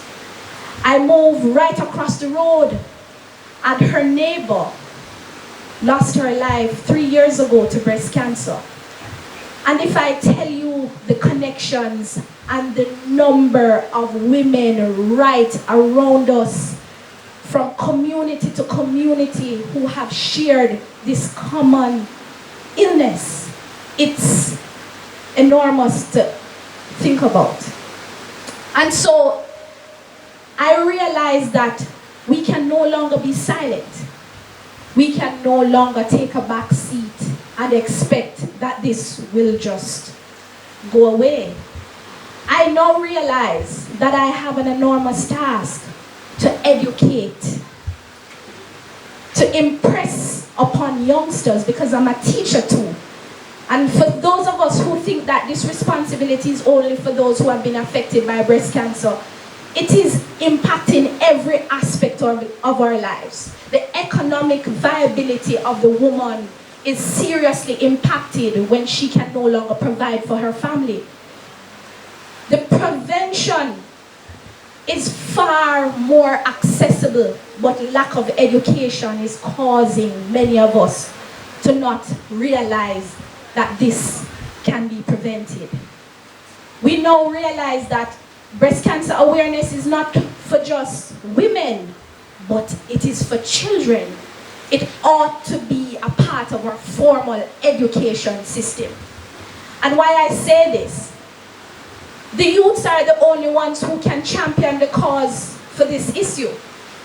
We talk about breast cancer in our schools, and many of them love their mommies and do not understand why mommy has died. Because we're not talking to our children about breast cancer. And they're the first beneficiaries of our milk. They're the first beneficiaries of our breasts. We have fed the nation, but we are not empowering them to understand the value of our breasts. And so when I stand on this platform, I hope that we realize that it is not just a responsibility for leaders, but it is a responsibility for every and each and every person in this country. Every boy, every girl, because they have to understand what the breasts have done for this country. I will make a further pledge that as I go about my duties, as I go about my relationship with the communities, I will also incorporate this in a lot of my platform speech. I will be championing the cause for breast cancer awareness. And I will be making some future pledges because I understand what this has done to our nation. I understand what this has done to families, what this has done to the economic viability of our communities. I am happy that we are a part of such an important aspect of our country. I want to thank Ms. Janet for also bringing us in this forum, because she's fought so hard to bring awareness in these parts. We say we are country, but there's nothing country about St. Elizabeth. And I think this is the right place to launch this. This is such a beautiful home. This is such a beautiful location for us to champion a cause. And so, as we do about this weekend's activity, I know tomorrow many of us will be a part of the 5K. I have been begging and pleading and hoping that all of the people that I have been touching as we go about this week will be coming tomorrow to show our future commitment to breast cancer awareness. I want to thank you for coming out. I want to thank you for bringing this kind of important issue to our parish, to our country. And I want to say that we have a great responsibility. We have a great responsibility to fight for what is right, to fight for our women, to fight for our children. Thank you so much.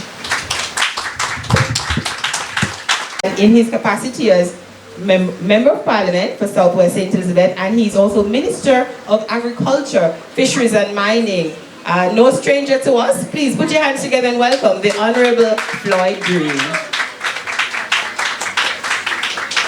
Thank you very much, Casmarine, our wonderful moderator. Good afternoon, everybody. I see Chantal from the SDC, Miranda, all the specially invited guests. Hi, Anika, good to have you here. Let me begin just by commending everybody who has ensured that we're here today to have our breast cancer awareness symposium. I think it demonstrates a sense of community, it demonstrates a sense of commitment, and it demonstrates that if we pull together, we can fight the battle of breast cancer. So today we gather to share not just information, but to share hope. The kind of hope that is at the root of it inspirational. And at the root of it is an inspirational lady, truly extraordinary woman, Miss Janet Kalu. Could we give Janet a big, big round of applause? Look, I'm sure you heard it already, but it's worth repeating. Janet's incredible journey is one that inspires us all. After a 4-year battle with stage 3 breast cancer, she emerged not just as a survivor, but as a shining light. Instead of focusing solely on her recovery, Janet has for years now taken up a personal fight, a mission that transcends her own experience. She has transformed what could have been just a deeply personal struggle into a lifeline for others, demonstrating that even in our most challenging times, we all can lift each other up. Janet, could you just stand so we can properly acknowledge you? And for those of you who have been on this journey for a long time with Janet, you know she really battled with this. It didn't start like this, looking all glamorous and glitterous and with tourist board online. When she started, it was almost like she was a single voice in the wilderness. And a lot of people said, boy, Janet, it not going to take off. It not going to work. But just look at us now. Just look at us now. It is not only a yearly staple, but it has evolved from what was just a one-off run to now a full weekend of activities. And I think this symposium is such a great addition. And really, Janet, is bringing forward your message. So it's not just about raising awareness. It's about celebrating the power of community. This is what today is about. This fight cannot be for any one person. It has to be all of us pulling together. And I'm sure you have heard the figures before. Unfortunately, almost every single one of us have family members that have been touched by breast cancer. Unfortunately, so many Jamaican households have lost people to breast cancer. In fact, my maternal grandmother died from breast cancer at the very young age of 52. Very, very, very painful. And you can imagine it's a burden that the family has had to bear. And I was very, very young at that time. I just heard that she used to love to carry me to go dig yam. And then got sick, and very, very quickly, unfortunately, she passed.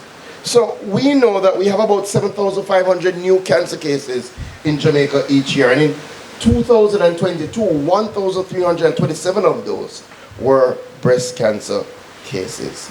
This alarming trend underscores the urgent need for enhanced detection and treatment. Unfortunately, we're seeing a rising prevalence. In 2020, 1,208 cases were diagnosed. That was up from what we saw in 2018, which was 974. And I just told you in 2022, 1,327. These figures highlight why we need a collective effort. Supporting those affected by breast cancer isn't confined to a single day. It's a continuous commitment to ensure that no one fights alone. And your presence here and for the weekend activity signifies hope, compassion, and strength. As a government, we have been doing much more to see how we can help our citizens to have access to affordable, safe, and effective medicines and health products through our National Health Fund. In fact, last year we've been subsidizing for a while now through the Health Fund, subsidized medication for chronic conditions such as cancer, hypertension, diabetes, and of course, heart disease. We all know our NHF card and the Jamaica Drug for the Elderly program. As of October 31st, 2023, over 760,000 beneficiaries were enrolled in the National Health Fund and the JADET programs, which over 346,000 active cardholders. Last year, we spent about $450 million, benefiting approximately 47,000 Jamaicans. One of the things that Dr. Tufton speaks a lot about is the work that they've been doing now in relation to screening, in relation to establishing a national cancer registry. This is actually the second of its kind to be established in the world. And we're the first in the region to implement a health information management platform so that we can better have effective data collection and an effective reporting system, which will improve our interventions and our strategies. And early detection can be a game changer. Data on cancer diagnosis. This will allow us better analytics. It will allow us to understand the issue, to identify hotspots, to develop targeted prevention methods. This advancement will significantly support the fight against this devastating disease. So we've heard it all here today. It's all about early detection. It's all about prevention. Again, in the past, Janet and I have worked together to see how we can make mammograms affordable. It is critical that we have all our citizens going forward and doing mammograms. And what we don't want is costs to be a challenge in that regard. As such, I know the Ministry of Health has started a mobile service where they're moving around through community to community, offer free mammograms. And we ourselves, and I'm committing against this year, that we will provide some capacity. We will provide some capacity locally. And I have earmarked $500,000 to work with the Janet Kalu Foundation again to provide mammograms for people who are in need. We genuinely have to put our money where our mouth is if we're going to treat with the fight against breast cancer. So this is one of the series of events. Tomorrow is the 5K run, which has become a staple, and we're hoping to see everybody there, right? Some of us might can't run, we might have to walk, right? But at the end of the day, it's about raising resources and raising awareness for a worthy cause. So as I close, I want to commend you, Janet. Continue to keep up this fight. As you know, we've been there from the start, and we will continue to give you the support. And I'm very happy to see more and more government entities coming on board, and we know that next year it will be bigger and better. So to all of us, community, hope, inspiration. If we pull together as a community, we can instill hope, and we can inspire those who, even in the face of their diagnosis, can survive. God bless you. Kazi handsome? Kazi? Eye check, free eye check? Alright, so listen attentively and please remember to ask all the questions that you need answers for. That's what we are here for.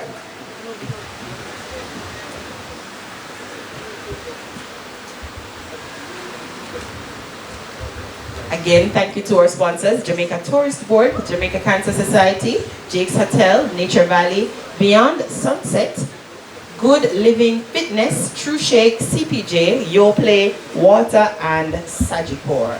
Of course, we ask that you support these sponsors because they're supporting a very worthy cause. And of course, Sagicor is set up there in the back. You can stop and talk to the financial advisor before you leave, because you remember what she had said, right? You remember how much you said it can cost for treatment? Huh? $3 million per what? Per session. Woo. And then when you have 6 of that, and then 6 times that 3 mil is how much? And you're not buying cash, but you're not buying super lotto. So what you're going to do? So talk to Sagicor before you leave, okay? And then Lola is telling us that one injection is $400,000. Oh Lord. But as we said, where there's a will, there's a way, and there's hope. So we have to seek out those channels and make sure that we make use of them. You ready, Dr. J?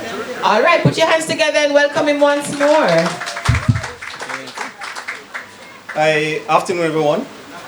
So it's my absolute pleasure to be here for the second year in a row, which means one of two things. Either everyone forgot how horrible the presentation was last year, or maybe it went all right. So, but I really thank Mrs. Kalu for the invite. I must say that this has been an absolute pleasure. Last year my audience was challenging, they shot questions at me, they punched, they threw stuff, but they were nice as well, you know, said thanks in the end. So it was an absolute pleasure. But there was one critical flaw last year, and it was that I think they also invited the sun to the resort. It was scorching hot. So here I was in my tie, buttoned up, looking almost like Dr. Johnson there, my jacket, and sweating buckets. So this year I shed everything, but apparently Mrs. Kalu somehow, I don't know if she did it, but she arranged the perfect weather. And so this year we have the perfect symposium, bar none. All right, while we're waiting for the presentation to come up, the title of my presentation is Knowledge is the Key to Hope. And I must say that, boy, these two ladies did 3/4 of the job for me already, right? Their knowledge is impressive. I heard terms like BRCA, oophorectomy, hysterectomy, Globacon data, everything. I mean, they're not lay persons, right? They could run me circles around me, right? So they did an excellent job, and clearly they have knowledge, and that truly is the key. So my job is very easy now. All I have to do is just to point you towards a few items that I'd like to highlight from their presentation. Right, so a few objectives. Breast cancer, relevant to you or not. Some of the signs, symptoms, who is at risk and what is screening, diagnosis and management. And thankfully this year I have a lot of backup in terms of the reconstruction and the experts in adjuvant treatment, etc. So I can shed that from my workload. But let's get going. Now, we've heard a lot of data put out, right? And let's see if you're listening to Ms. Samuels. What did she quote as the incidence per 100,000 for Jamaica from the Globacon database? Anybody remember? 71. Excellent. 71 per 100,000, right? And you're not quite wrong, David. The reason you're saying 30 odd is because our local database, they quote 30-something per 100,000, right? So, quite right. But you know what's the problem with all that beautiful data? Anybody knows? It means nothing to you, right? Big deal. That's somebody else, right? I'm in the other part of the 100,000. You're not in the 31 or the 71, right? Means absolutely nothing. And that's the problem with data. When it doesn't apply to us, we think it won't happen to us, right? But a question I'd like to answer, we can advance. Can I advance again? Advance again. Right, so looking at our local database, it's about 43 per 100,000. And you can see that breast is number 1, as we've heard before, followed by cervical cancer, and then cancer of the uterus or womb. That's our local data, right? But how about in here? What's your chance of getting breast cancer? I'll bet you that Debbie, and I'm going to rename Debbie, you guys call her a survivor, but that's incorrect. Debbie is the conqueror.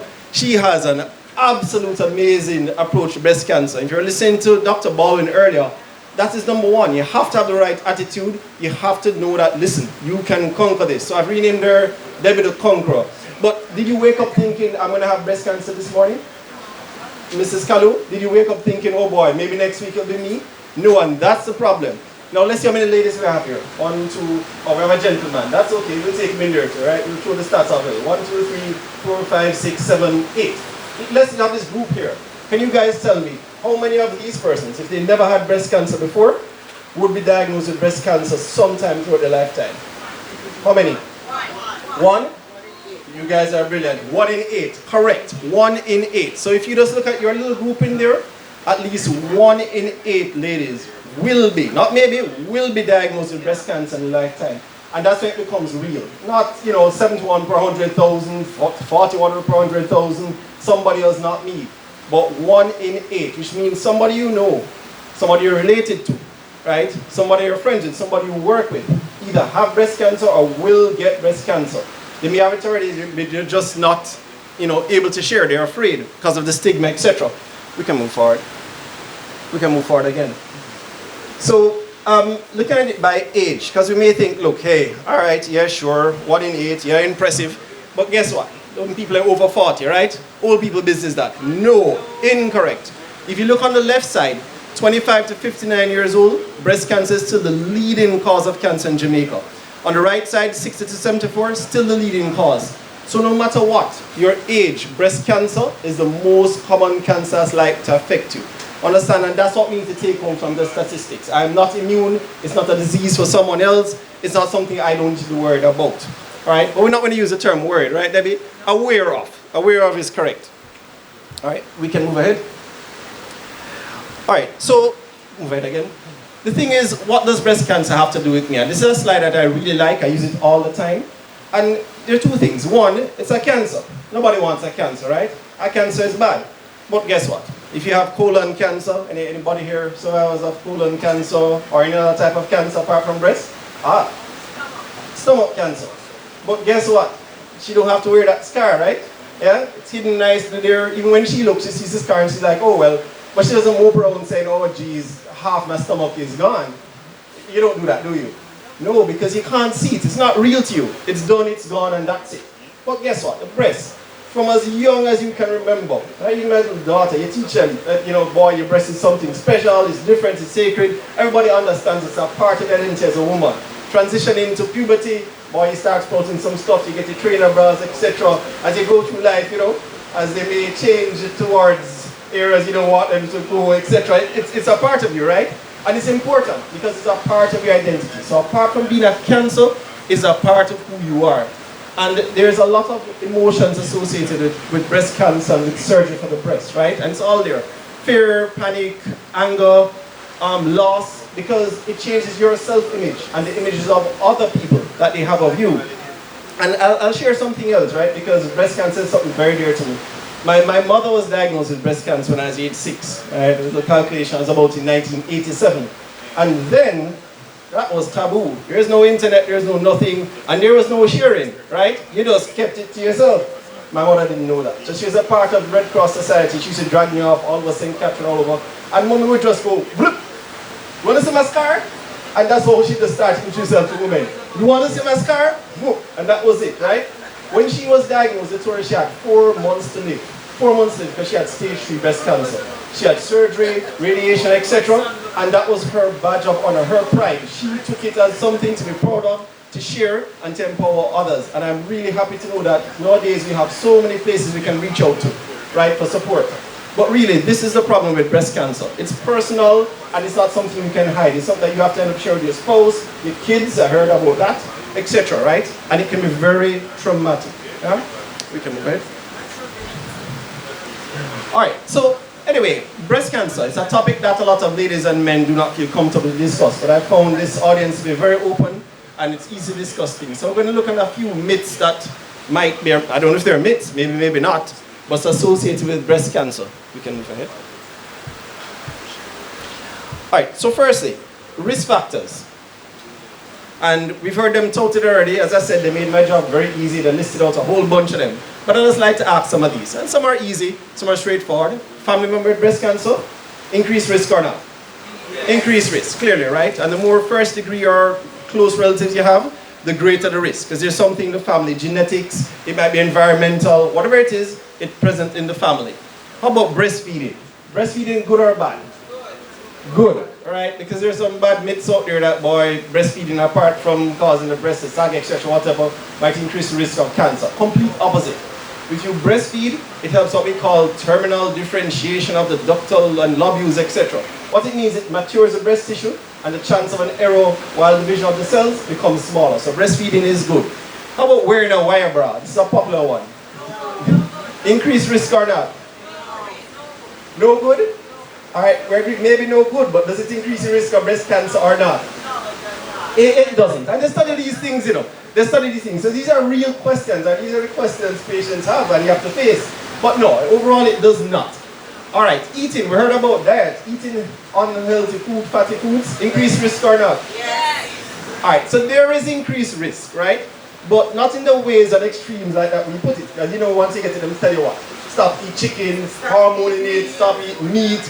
And fine, if you can be vegan and you can balance your diet, take your vitamins, etc., excellent, it definitely will help. But if you go extreme, and as Debbie said, you starve yourself, you can't face chemo, you can't face surgery. So a healthy diet is important, but not the myths that we hear. All right, how about excessive alcohol intake? I might be treading on some toes here, but is that an increased risk for cancer or not? Yes, so overall, alcohol does increase the risk for quite a few cancers. All right, age of menopause. What if menopause come on late, or if you had your first period very early? Yes, right? Because you see the period that you're exposed to the hormonal changes in the body, that increases your risk of breast cancer. So if you have early menarche or first period, like in your low teens, 12, etc., 13, and you have menopause later, that's an increased risk. And incidentally, I found, this is just, anecdotal, but when I ask older ladies, when did your period start? It takes a little while and they go, but then they say 15, 16, something like that. Nowadays, you ask and you're like, well, 11, 12, 10, 9, so I don't know if that might be part of the reason why we're seeing a higher incidence of breast cancer in younger patients. Just my theory anyway, but I found that the age of menarche, or instead of period, has dropped over time. All right, OCP, oral contraceptive pill. Increased risk or not? Increase? Yes, that's correct. So there is an increased risk, but then you'd ask, why do we use OCPs? There is an increased risk, but it is fairly low. Right? It's maybe about 15% thereabouts what they found. And incidentally, interestingly, how about the risk for womb cancer, ovarian cancer, and colon cancer? OCP use, increase or decrease? Decrease. Actually, it's decreased. So it's a double-edged sword, right? So it actually decreases the incidence of those other cancers, but it increases the incidence of breast cancer. So, but I mean, the percentage is fairly low. So overall, as a population, we still advise, yes, you can take oral contraceptive pills, unless there's a specific issue with you or risk, your doctor may advise you against that, all right? Okay. Now, the risk factors for breast cancer, we have them all jumbled here, and you heard them all spoken about, right? Family history, age, right? Clearly sex, so it's very rare to have it in men. I've treated 3 men with breast cancer in my entire career. It's not all that long, but 15 years, 3 men versus a countless number of women, right? But it doesn't mean men cannot get breast cancer, right? We have genetic changes, we have previous diagnosis of breast cancer, smoking. Smoking is always a big one, right? And I won't even ask, smoking is a yes, increased risk. But if we go forward, we can organize it a little bit better. Right, so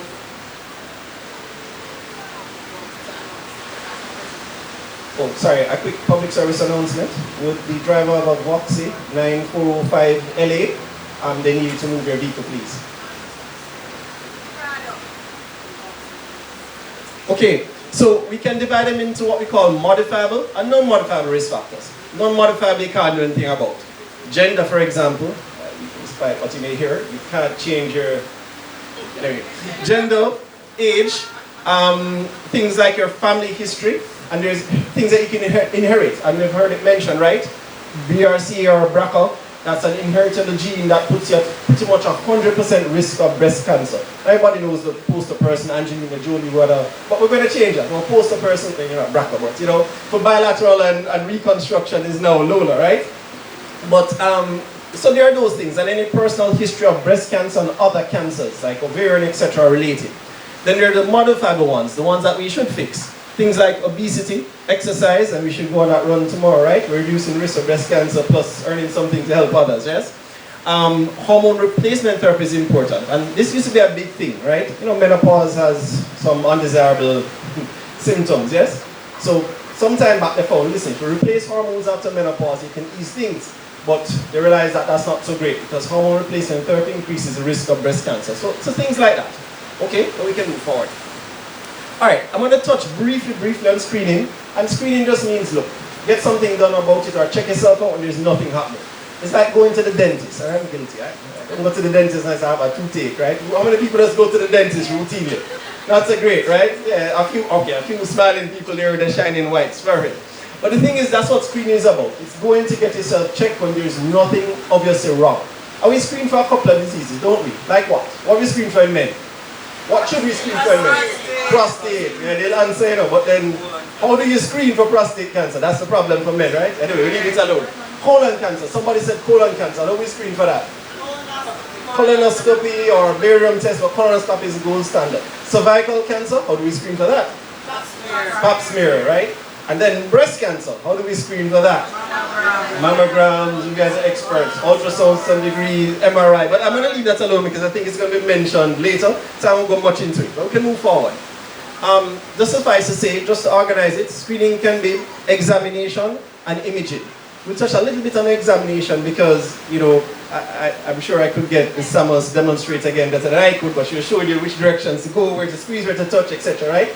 But the key thing about this is what we call breast self-awareness, which just means, look, if something is different, something is probably wrong.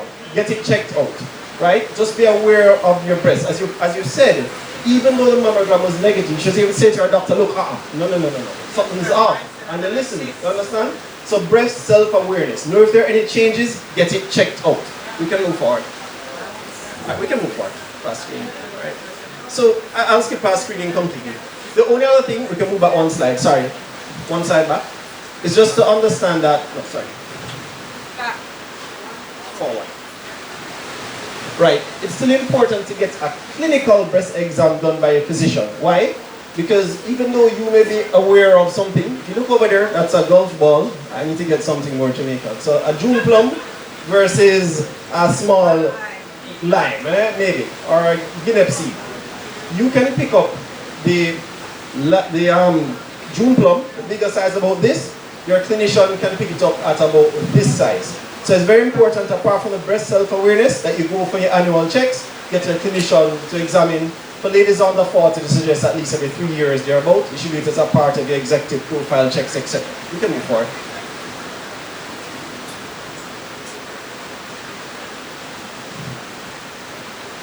We can move past all that. Okay, so back.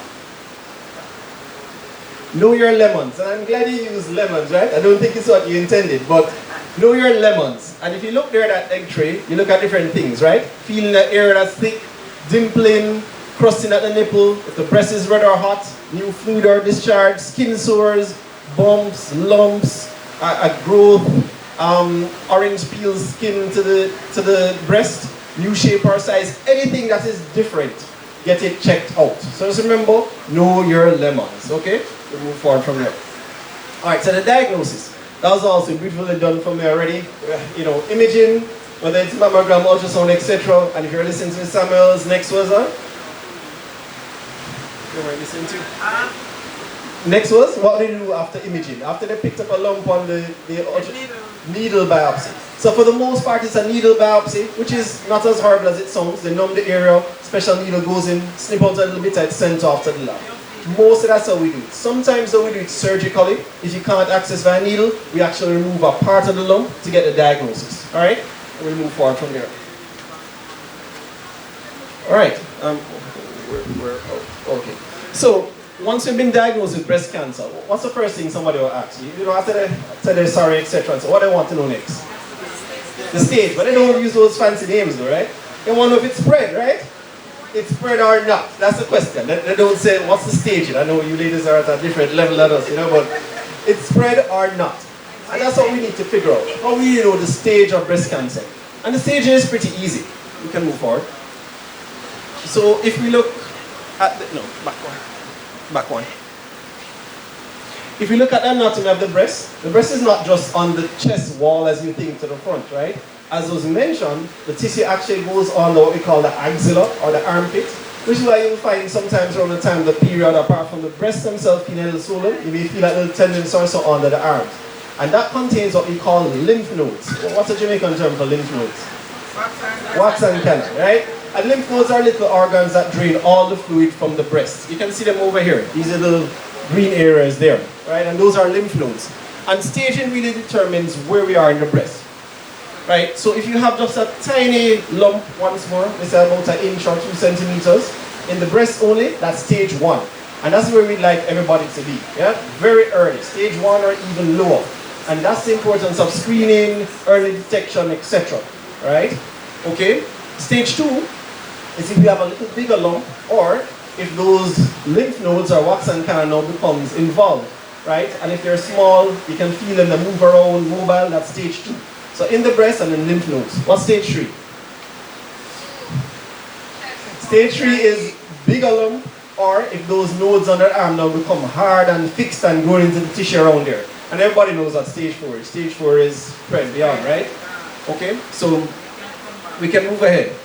Right, but the way things are going now, stage 4 used to be almost a death sentence, but as we'll hear later, there's so many other treatment options that that's not an acceptable answer anymore. Whatever stage it is, we can do something to help.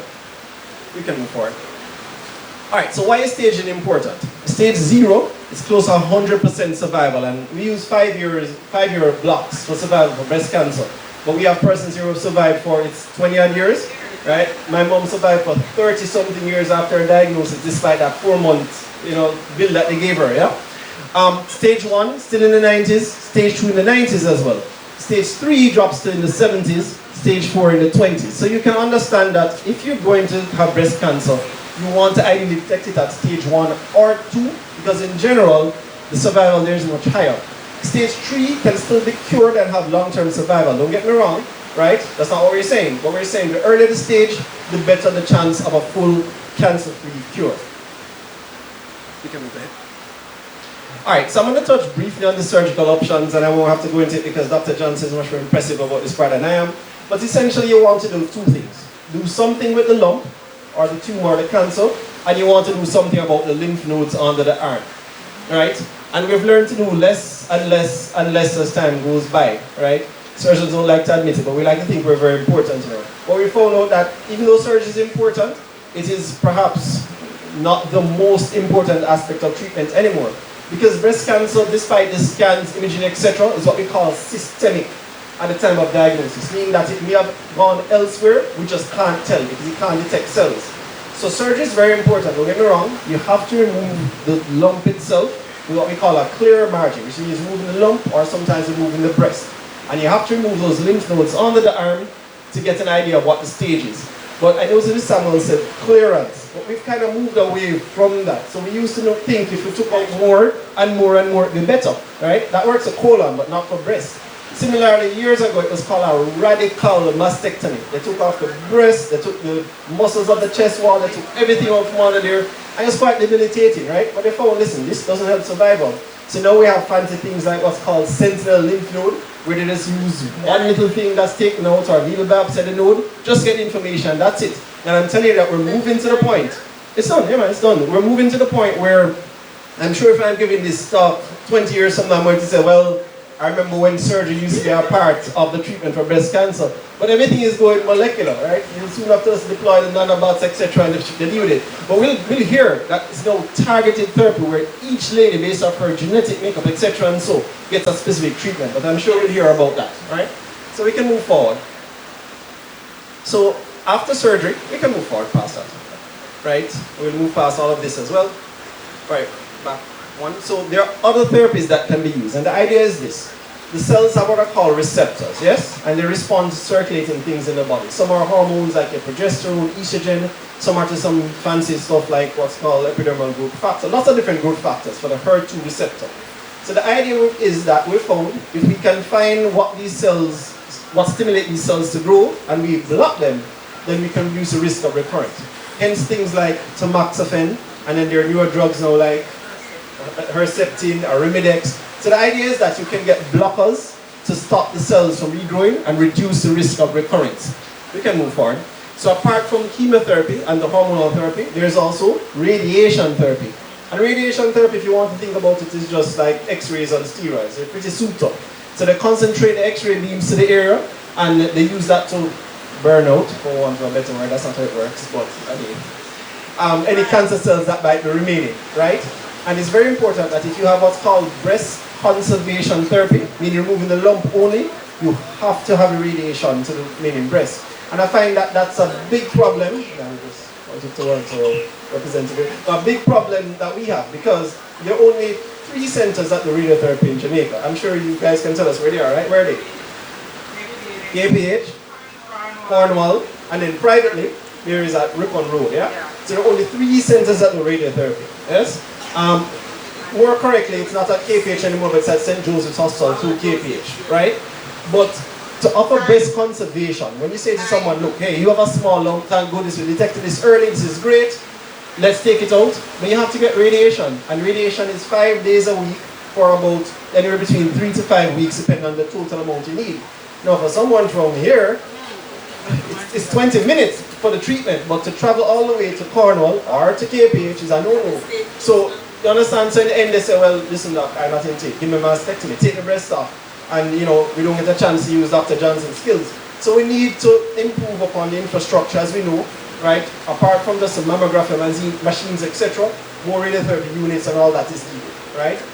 For a young radiologist there that's training, that she can use it to help us, right? Correct? Okay, good. So that kind of summarizes the treatment. I could go much longer on this, but the fun part of this is getting your questions and feedback. So we open for questions, please.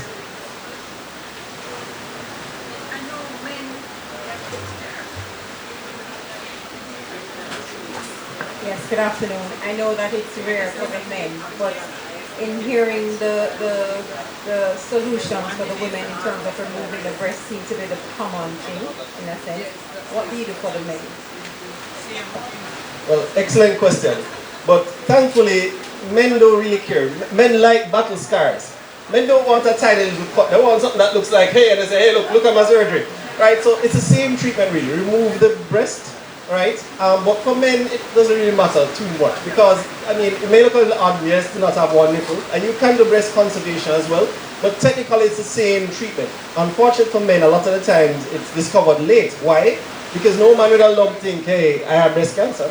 Man don't get that. So they wait until late unless they have a very nice lady behind them who will push them and force them and threaten them to go to the doctor. That's how it works normally, right? Yeah. Men don't really want to go to the doctor by themselves. But it's almost the same treatment roughly for men. Excellent question. All right, great. We seem to have no other questions, so thank you once more. And feel free to contact me if you have anything that needs to be discussed. Thank you. Plastic and reconstructive surgeon at the Cornwall Regional Hospital. I want you to put your hands together and welcome Dr. Miguel Johnson.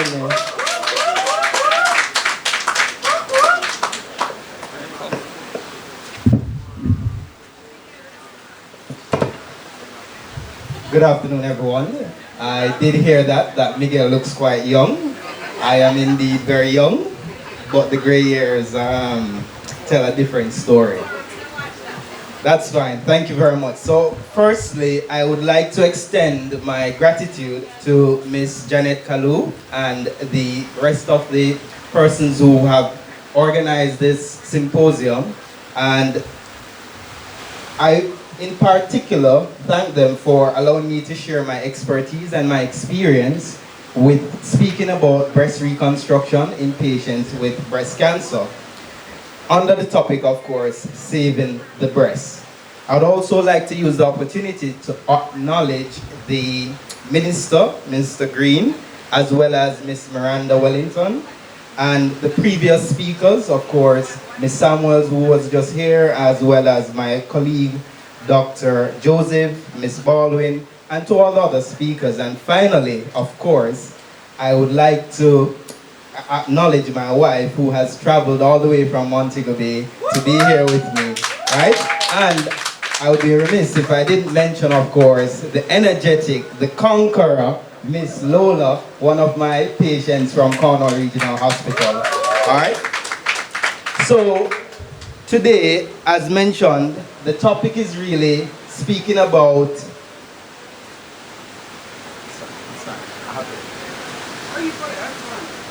right, so the topic is really speaking about breast reconstruction.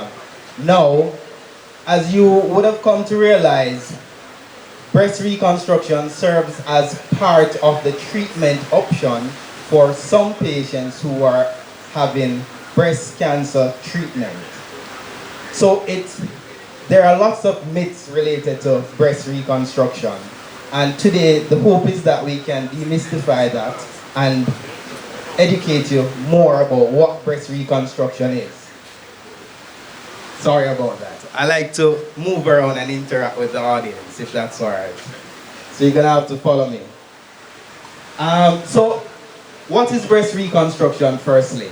So breast reconstruction is the ability to try and recreate or reshape a new breast.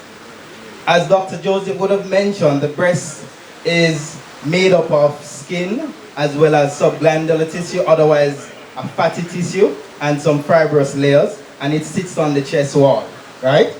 Now this typically can be recreated, if you think about it, like a hamburger, right? Not quite a hamburger, but please do not take any offense by that. So if you think about it though as a hamburger, the bun or the bread bits would represent the skin. On the inside, which is the burger bits, would represent the breast tissue, and then there's a bit of burger bits on the bottom half, right? So what our job is to try and either recreate the bun or recreate the middle bit, which is the burger, and essentially that's what we do. So this is usually followed by, of course, Dr. Joseph's surgery, where he either tries to save portions of the skin, or he tries to save portions of the breast, or if he's taking off the entire breast, our job is to try and see how best we can replace skin as well as replace the bun. Sorry, the burger in this case, which is the middle. I hope that makes sense, yes? Fantastic. So firstly though, we need to understand, why do we even need to think about this in the first place? So we need to think about reconstruction because the breasts, as you know, have important function. Primarily, it is an organ that helps to nurture children as well as breastfeeding, obviously. But our job is not to try and recreate that aspect, but the breast has a second function. Anybody can tell me? Very important second function. Right, it does. It allows for some amount of feminization, right? So it's a very vital and important structure, and it allows female to feel more feminine. Very, very important. So what happens without reconstruction? As you can see on the diagram here, these are some of the scars that post-mastectomy, and I do acknowledge and admire the females who proudly walks around with the scar on the chest that tells a story. However, there are some patients that will benefit from reconstruction, and that improves their overall psychological well-being. We need to acknowledge that breast cancer not only affects you medically in terms of allowing the body to feel weak, or it can spread to the chest and cause a lot of symptoms related to that, but it does impact you psychosocially as well. There are a lot of females who will not want to go to the beach, for example, because they're afraid that somebody might see their scar. There are a lot of persons that even it may cause relationship issues, because some females would not want to partake in any sexual activity related to their husband because, again, they feel less of a female, and that has been shown to become problematic in relationships. So our job as reconstructive surgeon is to try and improve on that. Added to that, some of the scars, unfortunately, as you can see, looks like a sad face. So we don't want that, right? So with breast reconstruction, we help to improve body image, we improve, importantly, self-confidence, and it helps to make the chest look balanced, particularly in clothing. And you know, you just don't feel less of a female. As you saw Lola walking in, immediately one could acknowledge and recognize that Lola is quite confident walking up to the podium. And that's because she doesn't have to deal with the psychological aspect of losing the breast. So again, as I have outlined before, breast cancer affects your physical well-being as well as your psychosocial well-being, and importantly, your sexual well-being. So our job as reconstructive surgeons are to improve on that. As you have heard, Anybody know this person? Angelina Jolie, right? She looks wonderful. But you wouldn't have imagined that she has removed both of her breasts before, right? Because of cancer-related risk. But she has undergone bilateral breast reconstruction as well. So it's not so easily recognizable, especially in clothing. So I have a little task that I want you to try and guess, all right? So I need you to look at the photograph and no, it's not that. So I want you to look at the photographs, right? They're aligned 1, 2, 3, 4, and 5, and 6, sorry. I want you to just look at the photograph and try and commit them to memory. Now I also want you to tell me which of those patients on the screen did not have breast reconstruction. And I'll task my colleague, Dr. Joseph, if I know he's on a call, but I'm going to try and demonstrate to you the significance of this. This is Dr. Joseph, who is a medical doctor, and he's an oncological surgeon. So as soon as he comes off the phone, just give us a minute, please. All right? So the question again is, which of these patients did not have breast reconstruction? That's fine. Which of these patients did not have breast reconstruction? That's fine, just keep the answer in your mind. I want Dr. Joseph, importantly, to tell me his answer though. Number 6 did not have breast reconstruction. Did not. Excellent. Alright, so number 1 you think had breast reconstruction? I hear no over here. Dr. Joseph, I'm putting you on the spot, but...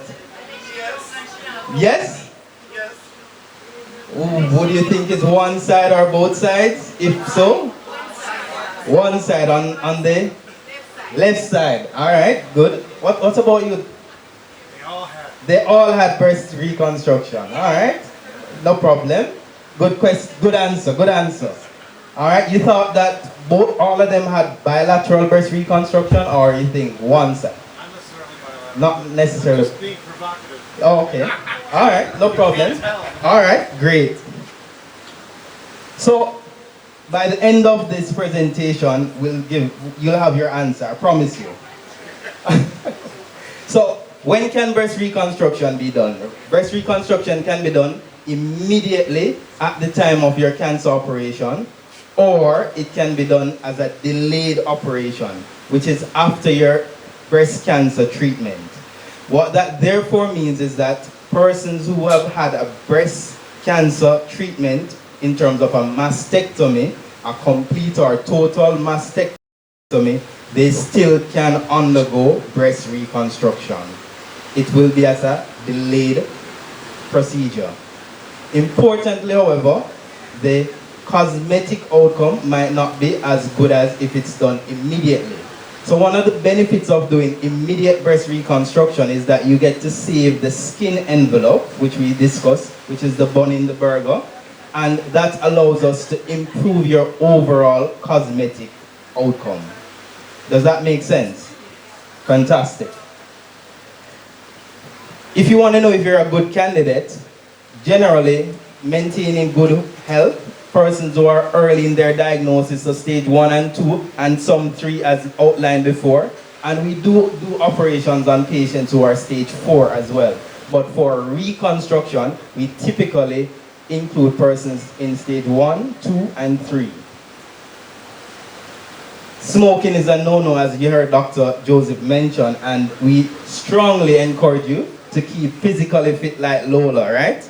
So we do encourage you again to join that run tomorrow. It's very, very important that you're physically fit.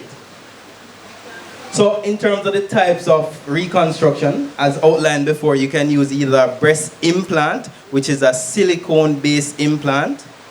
Silicone has been shown to be absolutely safe after several studies. So that's another myth that a lot of persons have, whether or not these implants are safe. They have been studied extensively and found to be safe. However, they are prosthetic material, which means they are not made by the body or they're not from tissue related specifically from the body. So that therefore means they have an expiry date. Typically, we recommend if you undergo implant-based reconstruction, you will need to do a second surgery in about 10 years to change the implant. Because at 10 years, the general recommendation is that the implants will undergo changes that you don't want. It's like a balloon. So there's an increased risk of them shifting, popping, leaking. So you just want to change it to a new implant after 10 years. But I have seen patients who have had their implants in for 25 years with absolutely zero problem. So these are general recommendations, but there are patients who have had implants in much longer without any problems. We'll go into some of the potential risk associated with these implants later. Outside of implant or prosthetic-based reconstruction, there are flaps that we describe. Flaps are just tissues that are taken from different aspects of the body, and they are reshaped and they are repositioned in an effort to try and recreate that breast mound. So these are called local regional flaps or free flaps. Free flaps are where we detach the blood vessels. If you think about it like a pipe, there's a water in and a water outlet. So we detach the water in and the water out, and then we reconnect them at a distant site. And that is done locally as well. So some of the common flaps that we utilize is using the extra tissues from the back of the patient. So there's a big, strong muscle at the back that is expendable. What that means is that you can easily take it out without much consequence. So that muscle is called latissimus dorsi muscle, and it's located at the back here. So with our knowledge of this, we can take it on the blood vessel and then we can tunnel it under to reshape the breast on the anterior side or the front of the person here. So we're taking tissue from the back, we're moving it to the front to reshape the patient. So this patient in particular, I have gotten permission to utilize the photographs, by the way. So this patient had right side breast cancer, unfortunately, and here we're taking, this marker shows that we're removing the breast cancer from this breast, and then we're utilizing tissue from the back to rotate that to the front. And here, this is post-surgery. You can see, compared to the scar that she would have had, she now has a breast mound that she fits very well in her clothing. So there are some patients that you can aim to try and allow them to look very good in a bra, and some patients that will be satisfied out of a bra. So there are different goals for each patient. Now, for persons who would have chosen number 5, like Dr. Joseph, that patient had a latissimus dorsi flap, right? So easily you can see, even amongst the medical staff, you're not able to immediately recognize a patient who have had breast reconstruction. Yes? Moving forward. Whoops, that's back. All right, so the other thing that we can utilize is that extra tissue from the tummy. So you heard Lola spoke about the tram flap. Big fancy word, it's called transverse rectus abdominis myocutaneous flap, right? Just shortened as a tram flap. Now what this is, tram flap, that's what it is, Lola, tram flap, right? So essentially what the tram flap does is it takes all that excess, in Jamaica they have a term for it. Tire. No. Tire sound a little brutal. Love handle. Yeah, love handle. All right, so we utilize the extra tissue from the lower abdomen. It's usually called a panos. That's the medical term, but females have pouch, or they call it all sorts of terms, right? But importantly, when you have excess tissue in the lower abdomen, you think that is actually bad. In this case, it's good because we can utilize that tissue to reconstruct the breast. So this patient, as you can see on the slide, she had right-sided breast cancer, unfortunately, and she presented to us for delayed reconstruction. So here you can see on the left, she has her breast that is shown, that is not reconstructed. However, on the right side, she had her mastectomy and she presented because she wanted reconstruction. Here you can see the markings where we're planning to utilize all this excess tissue to the lower abdomen or from the lower abdomen. And here you can see post-operatively where the right side is now recreated. So we have created a breast mount for her so she can easily put on a bra and feel very comfortable. And later, it's a journey. So the plan would be to then reconstruct the nipples and the areolar a bit later. There are some other flaps that we utilize. So we utilize tissue from the buttock, right?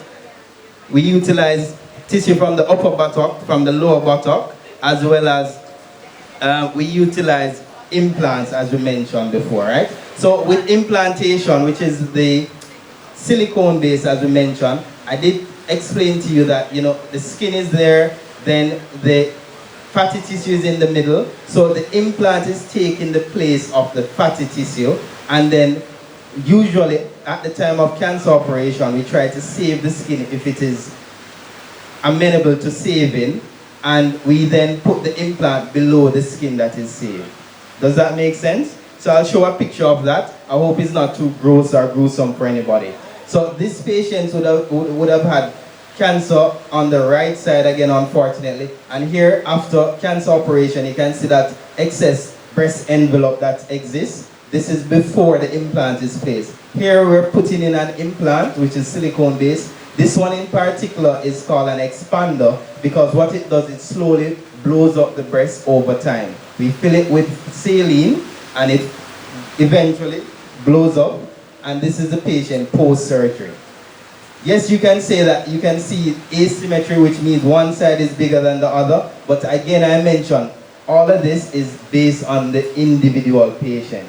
There are some patients that are happy like this. There are some patients that we can do additional surgery where we decrease the size of this breast to match this breast.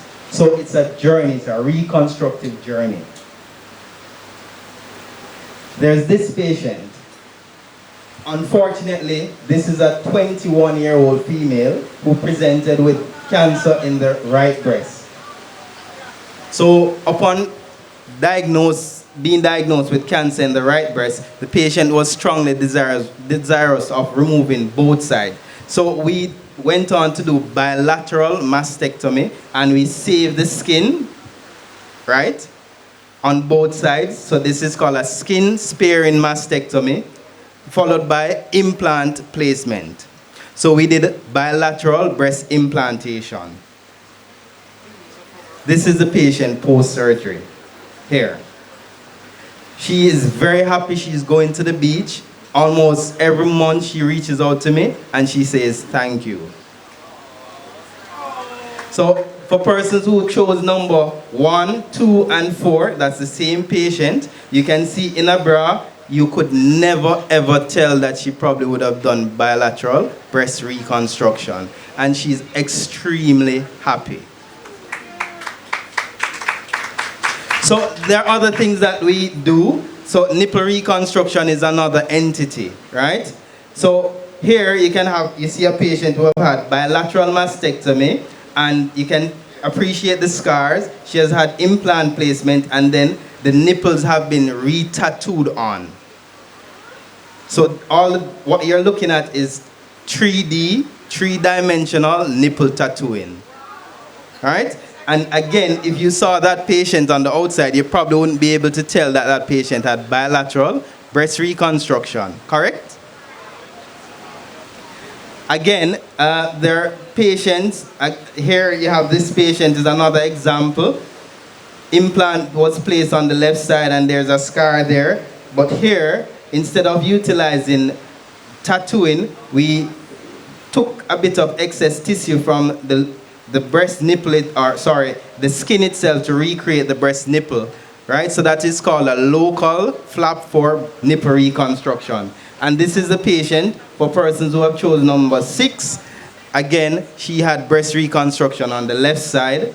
Sorry, I think that, yeah. So she had breast reconstruction on the left side and nipple reconstruction. And again, in a bra, you can't quite tell. There's an entity called oncoplastic reconstruction. We won't go too much into that, but that is where you heard Dr. Joseph mention about breast conservative surgery, where you need radiation and you save most of the breast. Again, we're quite intricate in that bit as well, where we try to do little movement of tissue to try and save the breast. So this patient, again, diagnosed with, breast cancer. She was diagnosed with right-sided breast cancer. Here you can see the X. She had quite large breasts, and what we ended up doing was consider taking out the breast cancer and reducing her breast on both sides, because she had pain as well on both sides of the shoulder because the breasts were just heavy. So we utilized that one operation to kill two birds. Here's the patient post-surgery. All right? And as you can see, anytime you see a patient smiling, you know they're happy, right? Not that bad frown that we had from before, the sad face, right? So happy patient like Lola, very happy patients. This patient just had a breast reduction, so she didn't have cancer at all. But here you can see when she's in a bra, she just looks like a normal person. So for persons who have chosen number 3, you would be correct. She did not have breast reconstruction. But the important thing, or the important takeaway, is you're not really able to tell which patient may have had breast reconstruction or not. Yes, please don't block them. Very, very important. All right, so the next question I get asked is how much it costs, right? Yeah, it's free, absolutely free. Absolutely free, right? So if you come to Cornwall Regional Hospital, and Lola can attest to it, I didn't charge her $1, not even $1 she paid me. I don't know about the hospital, but she don't. She paid her taxes, right? But the hospital did not charge her as well, right? And so it's completely free in the public system, and it's readily available at Cornwall Regional Hospital. It's available at Kingston Public Hospital. It's available at the University of the West Indies as well. All right. The waiting time for reconstruction, very, very short, less than a month, right? Typically, yeah. So, yes. If we can speak after the meeting.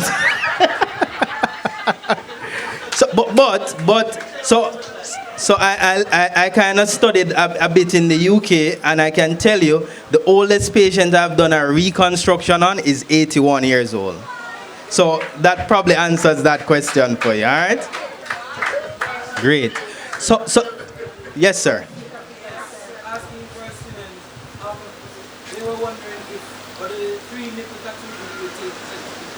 So unfortunately, it doesn't retain the sensitivity, right? So that's one of the drawbacks, right? But hopefully in the future, we can figure out something. Maybe you can figure out something, or that student in the future. Because that is the future, isn't it? All right? But sometimes patients have to purchase implants, right? So if we're doing implant-based reconstruction at Cornwall Regional, unfortunately the government doesn't support that. But we do, there's a compassionate fund in the public sector. Sometimes we can try and utilize that, and sometimes they may support. I'm happy to say that insurance companies like Sagicor fully support breast reconstruction as well. All right? So I must definitely point that out. So if you have a health card and you want to see a doctor privately, if you can't utilize the service, or you just don't want to go to the public sector, it is available privately as well. And if you have a health card, or if you don't have one at the moment, feel free to sign up with Sagicor or the others, and they will support this, right? They'll still give you one. Talk to the young lady. All right, so we'll skip through that. So what are some of the risks associated? I'll just go quickly through this.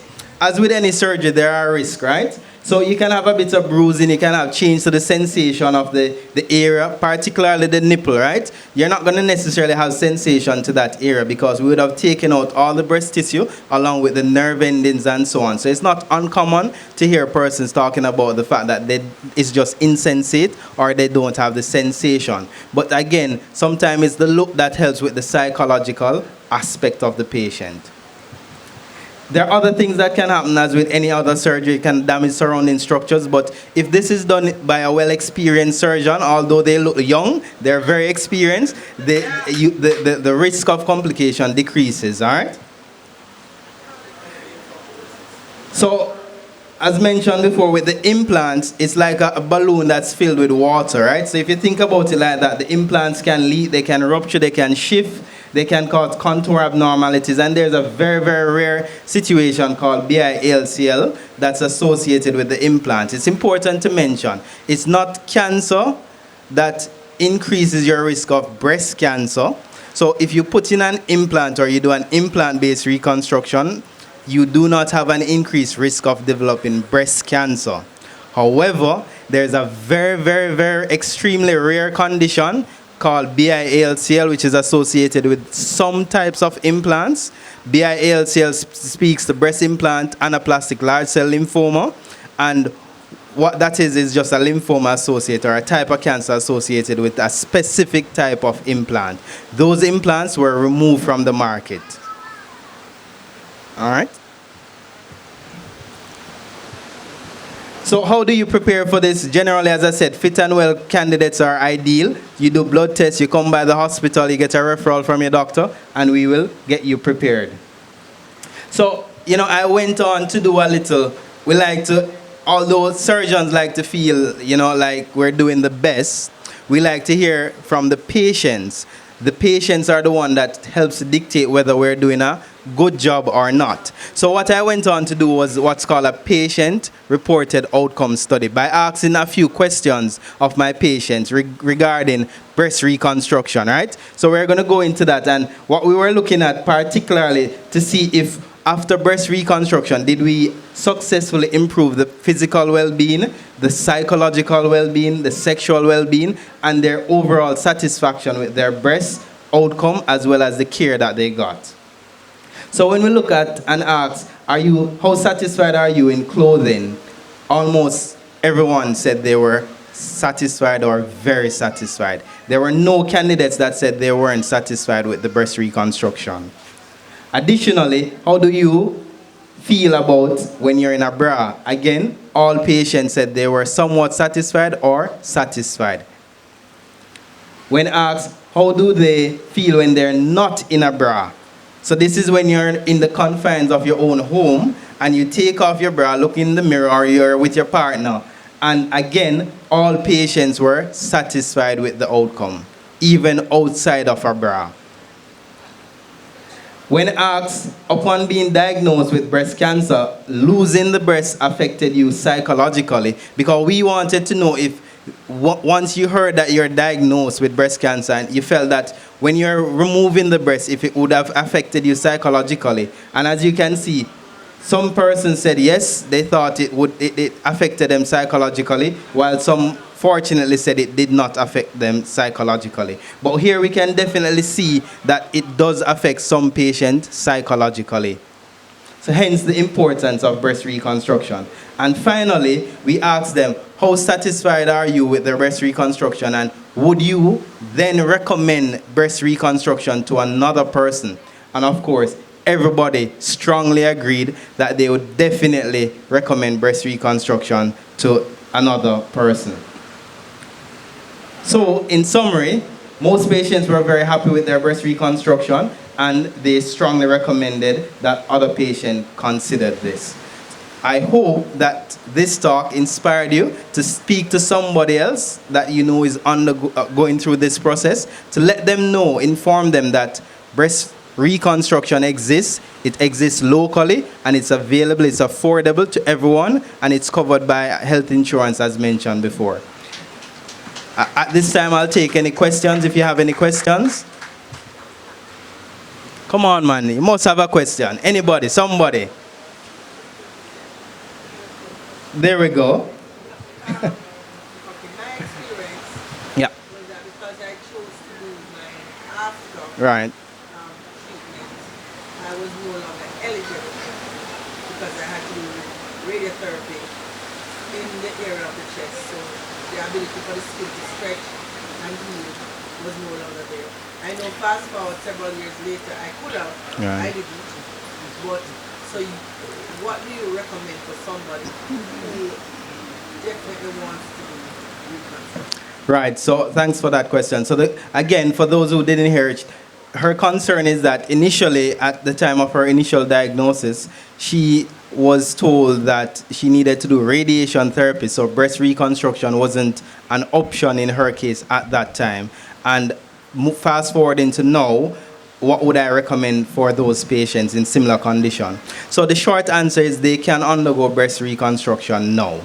The options are there for patients who will undergo radiation. Typically, we usually say implant-based reconstructions are best because your own tissue, my humble apology. Using your own tissue is ideal. And this is because it provides robust tissue to withstand the effects of radiation. It grows with you, it stays with you for life, and it's free because it's your own tissue, right? So in those cases where a patient is diagnosed and require radiation, they still can undergo reconstruction, and typically the recommendation internationally is to consider using your own tissue, which is autologous breast reconstruction. However, in the United States, as well as locally and in the UK as well, we still do implant-based reconstruction in those patients. So instead, we will do a two-stage approach, which is where we put in the expander, allow the patient to undergo radiation, and then afterwards, we then put in the final implant. So the option is still there. Does it have the ability to expand if you're going to do radiation? Right, so the question is whether or not the skin still has the ability to stretch. So the short answer is it does compromise the outcome a little bit, right? Because the skin is just not as pliable as it needs to be, as you rightly pointed out.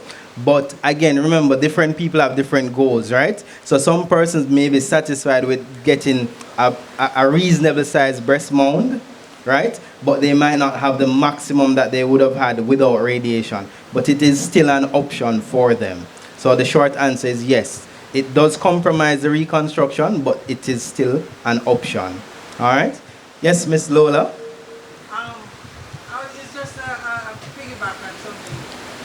When you do the reconstruction and you do the tram flap, what a lot of people don't know, and I tell them, because you're taking your lower muscles, you have to purchase the mesh. So, a mesh that they put in that holds your stomach in, that you don't get that thing. Right, so typically patients who are undergoing tram flaps, which is that long word that I mentioned, right? Because we're removing your six-pack muscle, so to speak, which is the rectus muscle. The rectus muscle is an important muscle that helps to prevent herniation of your bowel contents outside, right? Now, if we're taking both sides, that becomes a problem. If we're taking one side, then you might not need necessarily to have a mesh placement, but the mesh that she's speaking of is just for reinforcement of the abdominal wall after removing the muscle that would have kept in the bowel. So I hope that makes sense. So what she's saying is this is also something that you'll have to purchase separately. But again, we're working assiduously and with the help of the Reach Foundation as well. We can try and impress upon the government to try and see if they can make sure that these things are covered as part of the breast reconstructive process. So that would be the hope in the future as well. So yes? This is not a question, this is just for knowledge. Yeah. It's just for knowledge. So if you don't do reconstruction, it's not that you have to walk around with a flat chest. You have what is called a prosthesis, which is what I wear, and nobody knows. I wear a prosthesis, and at Reach to Recovery, we sell a prosthesis, we sell sexy bras, because we're still sexy, We sell gym wear, we sell swimsuits, and we sell swim forms. Swim form is different, it's hollow, whereas the breast, it looks like a breast, it feels like a breast. When you're in your bra, you look like, the only difference, and it's a major difference, you can know that I don't have one breast because my area is flat. So with the reconstruction, you get a nice, fulsome bulging. The only thing I cannot wear is backless, as well as I can't wear anything with a plunging V, because I must wear a bra, and I must have the area, you'll see, it's flat. So you can definitely see the difference. So that's the difference between wearing a prosthesis, which is fairly reasonable, wearing a prosthesis and getting reconstruction. All right, thank you again, Ms. Samuel. So that's very important, and you know, I should have highlighted that as well, that that option definitely exists. So not everybody needs reconstruction. It's an option. It doesn't increase your risk of breast cancer, as mentioned before. It's optional. So when you speak to your general surgeon who is doing the mastectomy, you can ask them, and they should inform you that this exists. And if you're not willing to undergo that additional surgery, certainly other options are available, such as these external prostheses. They're available online as well, and I think Jamaica Cancer Society also Reach to Recovery. My humblest apology. Reach to Recovery. Oh, there we go. So that's probably why, because I usually tell my patients go to Jamaica Cancer Society. No, it's Reach to Recovery. So, perfect. Thank you. I do acknowledge that. But another important, very important difference must, be highlighted is that most of my patients go braless after surgery. Yes, that's what I'm saying. I said it intentionally because I've been trying to convince Lola to put on a bra, and Lola said, listen, this is my ability to be free, no bra. Right? All right, so thank you guys for having, yes, go ahead. Sorry, one more question, if that's all right. Called a mastectomy if you don't have cancer and you're only removing the breast tissue? Right, it is still called a mastectomy. So the question was, is the procedure called a mastectomy if you're removing the breast tissue but you don't have cancer? So it's called what we call a risk reduction mastectomy. In some books you'll see prophylactic mastectomy. So that is where patients who, so that is where, and Doc will speak about it, that is where persons who are at very high risk above the average population, such as Angelina Jolie, for example, they have a genetic predisposition and they think it's prudent to remove the breast before they develop the breast cancer. So it's still a mastectomy, but it's aimed to reduce the risk of being diagnosed. But for further clarity, I'll leave it to the expert. All right? Thank you very much for having me again, and hopefully I'll be invited next year again. All right, like doctor. But I'll definitely change my my jacket. Dr. Round of applause for Dr. Miguel Johnson, consultant plastic and reconstructive surgeon at the Cornwall Regional Hospital. Alas, it has been a very fulfilling day so far. We're winding down, and so I think we have saved, I don't want to say the best for last, and they're gonna get jealous, right? But we are at the time for our keynote speaker, and this is a very knowledgeable expert that usually has some fascinating updates for us with regards to this field. And he is a medical oncologist at the Stanford Women's Cancer Center. He's here to deliver the keynote address. Ladies and gentlemen, put your hands together and welcome Dr. Mark Pegram.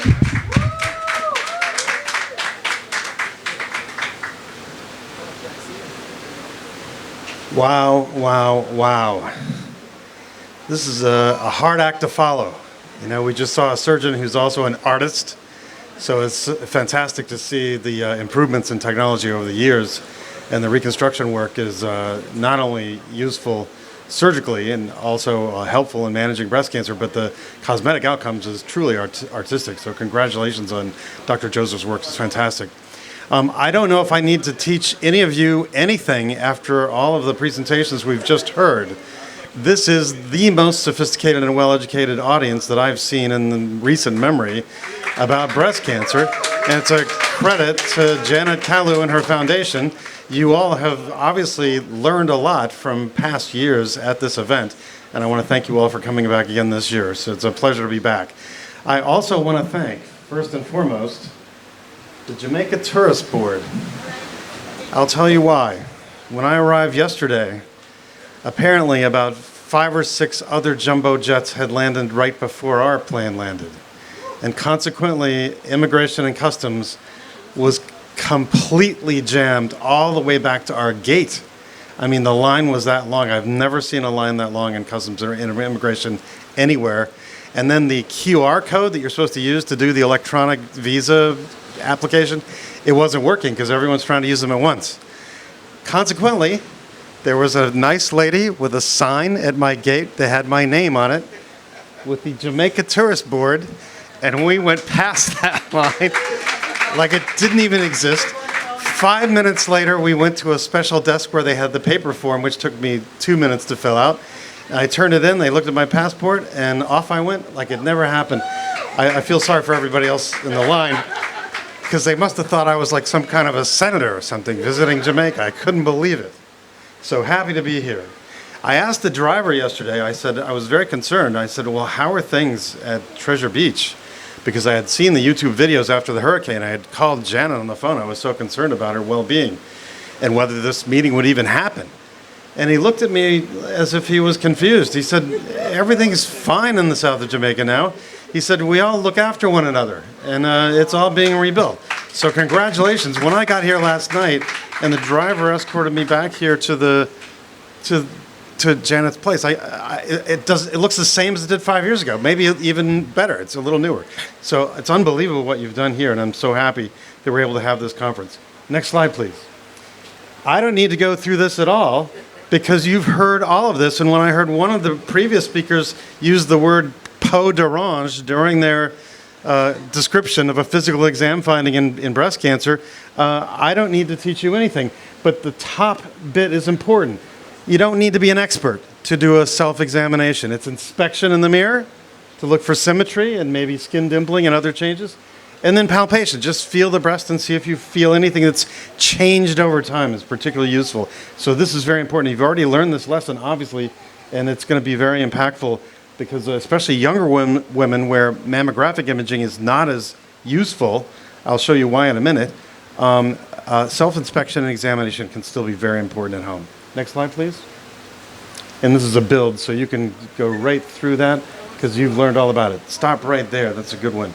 We talked about imaging a little bit, and I'm not going to spend a lot of time because we're out of time, but mammography does reduce mortality in screen patients because early detection is critical for the best possible outcome and the best chance at cure. This is a curative disease when it's discovered early. There are new methods for mammograms these days, like digital technologies. There's even 3D mammography that uses digital techniques. There's computer-assisted technologies, so radiologists can use an artificial intelligence machine learning platform to help them read mammograms. Mammograms are at least 85% sensitive. They're not particularly specific for cancer, but they're quite sensitive if used appropriately. There are still controversies. For example, the U.S. Preventative Services Task Force in the U.S. just recently released new guidelines to be given mammograms every other year at age 40. And that's because we are seeing breast cancer at a younger age. As was mentioned earlier, that's exactly right. Those statistics are spot on worldwide, including in the U.S. We're seeing younger women get breast cancer more than ever before. And consequently, the age to start considering mammography has dropped from 50 to 40. The task force says every other year, but NCCN guidelines, the American College of Radiology, still recommend annual testing actually over age 40. Now the reason, go back one slide please. The reason a young age is sometimes is difficult to interpret mammography is because the breast density is generally much higher. And so it's hard to see tumors when the breast density is so high, like on the far right lower mammogram there, that breast is so dense, a tumor could literally hide in that density and not become apparent. And that's why if you feel something and you don't see something on a mammogram, that doesn't mean you should stop the workup. That just means you should go to the next level. Perhaps a sonogram might see something in dense breast tissue. And patients who have an inherited predisposition to breast cancer and a strong family history, maybe they should get both mammograms and sonography, for example. Also, don't be fearful if you get called back for the radiologist after you've had a mammogram. Oftentimes, the radiologist will want different views, magnification views, may want to add a sonogram to your mammogram to get a better look at something of interest. So don't be afraid if you get called back after a routine mammogram. Those are frequent. Most of the time, those turn out to be benign. In fact, most breast biopsies are benign numerically. The simple majority are benign, but you need to do, a lot of workup and diagnosis to find the true malignancies. It's very important. So if you have symptoms and you've had a mammogram and it's negative, don't rest assured that that means you don't have breast cancer. Keep doing the workup, because if you can feel something, perhaps it should even be considered for biopsy. Next slide, please. Now, we already heard a fantastic presentation about non-modifiable and modifiable risk factors, so that's going to save me time. I don't need to go through this. Let me just give you one example. We talked about exogenous hormones. One of the most common exogenous hormone preparations in the US used to be estrogen and progestin after the menopause to prevent hot flashes. It was called Prempro. You might have heard of it here in Jamaica.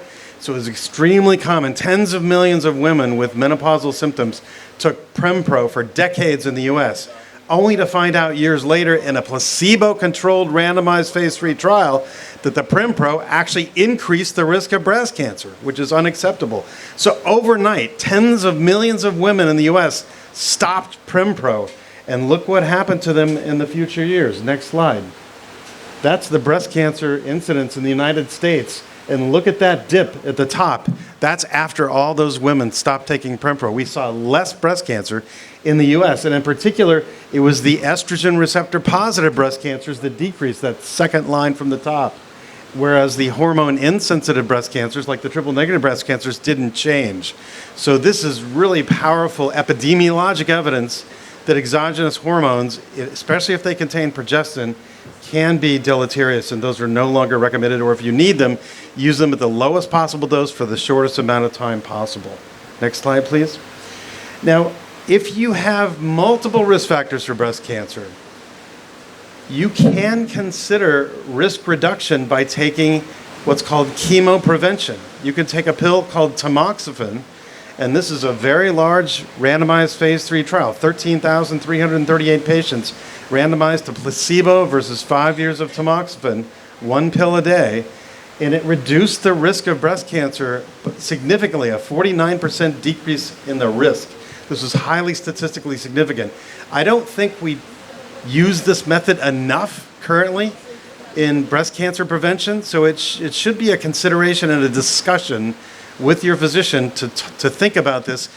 Is your risk high enough to start thinking about this? Now, a lot of people are afraid of tamoxifen, and rightly so, but it's not chemotherapy. It's just an anti-estrogen pill. And it does have side effects, though, and that's why most patients are fearful of it. It can lead to blood clots, especially if you have a family history of blood clot or you've had one in the past yourself. Then I would be more circumspect about considering this preventative tamoxifen approach. But if you've never had a blood clot, and if you stay active and hydrated and on a long trip, get up and stretch about every hour on an airplane or on a long car ride, you'll probably be fine in terms of that risk. There's another rare complication of tamoxifen treatment, and that is cancer of the uterus, which can cause vaginal bleeding that's usually out of the ordinary, unexpected, not on a monthly basis. So if you do take tamoxifen and you have abnormal bleeding, you should get that checked immediately, because if you discover uterine cancer at an early stage, it can be treated surgically with curative intent. And that is a very rare complication of tamoxifen. So for some patients, the risk of endometrial cancer and blood clots is actually acceptable, because their risk of breast cancer may actually be higher, especially with a 1 in 8 risk, even in the general population. Next slide, please. We had this excellent question moments ago about genetic testing. These are the BRCA1 and BRCA2 genes. in humans, and they can be mutated, not just in the Ashkenazi Jewish population. I'm just showing you some of the common specific mutations in that population, but it can be in any population, including in the Caribbean. And consequently, it's very important to consider this if you have the family history of first-degree relatives with breast, ovarian, prostate cancer, pancreatic cancer, etc. Those patients should think about BRCA testing. Moreover, there are not just 2 genes that can cause a family predisposition to breast cancer anymore. There are multiple genes that can lead to an increased risk in breast cancer, including P53 gene mutations, RAD51 gene mutations, ATM gene mutations, STK11, PALB2, the list goes on. And so now you can talk to your doctor if you're going to consider genetic testing, depending on the types of cancer in your families. There may be dozens of different genes of interest that we can now measure. We can sequence a panel of over 70 genes with commercially available assays, and oftentimes we find things that are unexpected. So be diligent about this if you think you may have a family history that's of interest in terms of inherited predisposition to multiple types of cancer, including breast cancer. And if you have an unusual family history of other cancers, that doesn't mean that your breast cancer might not be associated with some gene. It may not be BRCA1 or 2, it might be one of the others. The final point I want to make about this slide is that we now have medications that specifically treat BRCA1 and BRCA2 gene mutations. And they work in metastatic breast cancer, and they work in early stage breast cancer that has not metastasized yet. So since these drugs are now readily available and so important in breast cancer treatment, more and more we're considering BRCA gene sequence testing just to identify the patients that might benefit from these new medications that were approved just a few years ago. So that's another reason to think about genetic testing, is will it impact your treatment? And if so, then definitely consider taking such a test. Next slide, please. Next, I'll talk about just the normal appearance of normal breast tissue for a minute. If you look at the bottom left, you see those epithelial cells. That's a cross-section through a breast milk duct, and it's lined by these normal appearing breast cells, and those are the cells that provide the normal glandular function of the breast organ. Now, these cells can pick up mutations over the years. Next slide, please. And the longer you live, the more likely you are to have mutations that are picked up during your lifetime due to carcinogens in the diet, background radiation, inherited genetic predisposition. If you get enough mutations, these normal epithelial cells start to have changes due to the accumulation of these mutations just in the breast tissue, and it can lead to uncontrolled division of those cells, and they'll pile up and form small tumors, and they can even form cancers that are incapable of spreading. It's called carcinoma in situ, which is actually a benign condition but still needs treatment and diagnosis. But it's not a true cancer yet because it can't penetrate beyond the breast area. But eventually, if there are enough mutations, you can get a full-blown cancer which can invade into the blood vessels, into the lymphatic spaces, and spread to the lymph nodes. And those are the cancers that are the most feared, and those are the ones that need immediate attention, usually with a surgeon or sometimes with even preoperative therapy, with systemic therapy to shrink the tumor to make it easier for the surgeons to be able to get all of the tumors.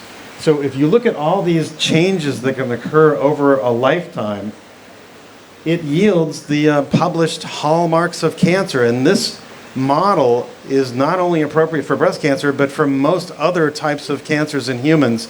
They follow these same stepwise accumulation of mutations in the genes in tumor cells, which can eventually lead to a full-blown cancer that's capable of spreading beyond the organ of origin. Next slide, please. So when you're born, you start with these normal chromosomes. This is a normal, it's called a spectral karyotype, where every chromosome in the DNA of all of your cells have this normal chromosome appearance. But as you, well, first let me just show you what these chromosomes do for a minute. Next build.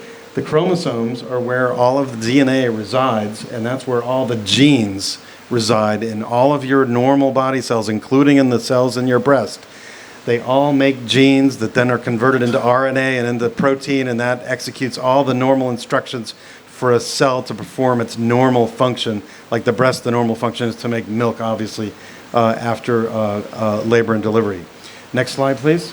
So if you start with these normal chromosomes and you have a lifetime of genetic change and sporadic mutations, let me show you what they can wind up looking like when you get a full-blown cancer. Next slide, please. Look at this spectral karyotype in this tumor.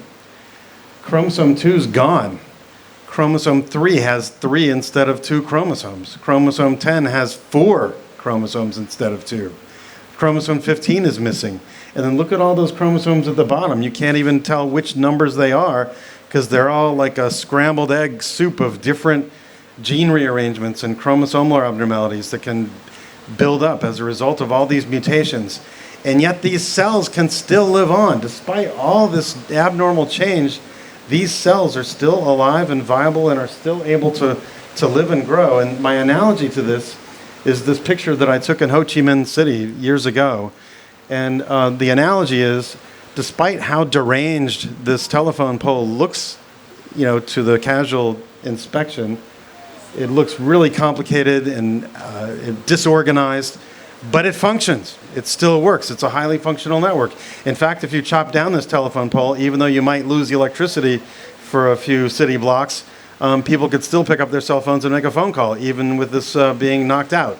So cancer is the same way. If you treat a certain gene abnormality, well, the cancer cell may be able to figure out a resistance pathway around that and still be alive and become resistant to modern therapies. So we're constantly in a battle with cancers, trying to come up with new medicines to overcome all these resistance mechanisms. Next slide, please.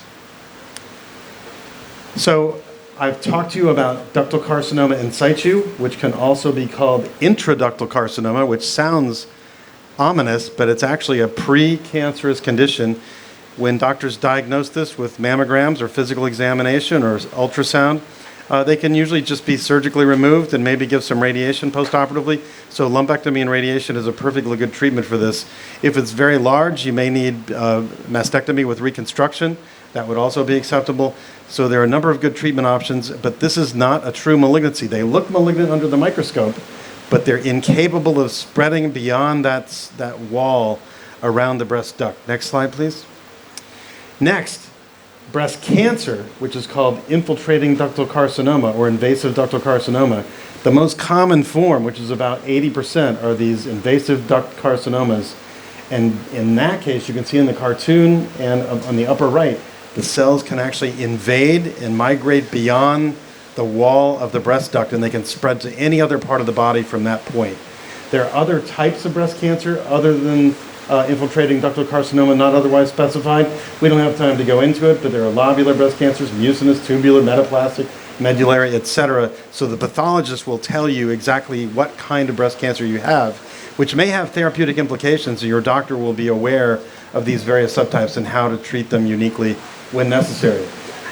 This is how metastasis work. These cancer cells, you see that little gray cell that just spread into an adjacent blood vessel from the tumor. So these cancers can migrate through the normal tissue, break through the blood vessel wall, and gain access into the vascular space. Next button. And now it can travel. Keep going. There you go. It's traveling now to a capillary in a distant organ, in this case the bone marrow, and press the button one more time. Let's see where this cancer is going. There you go. It's spread all the way into the bone marrow.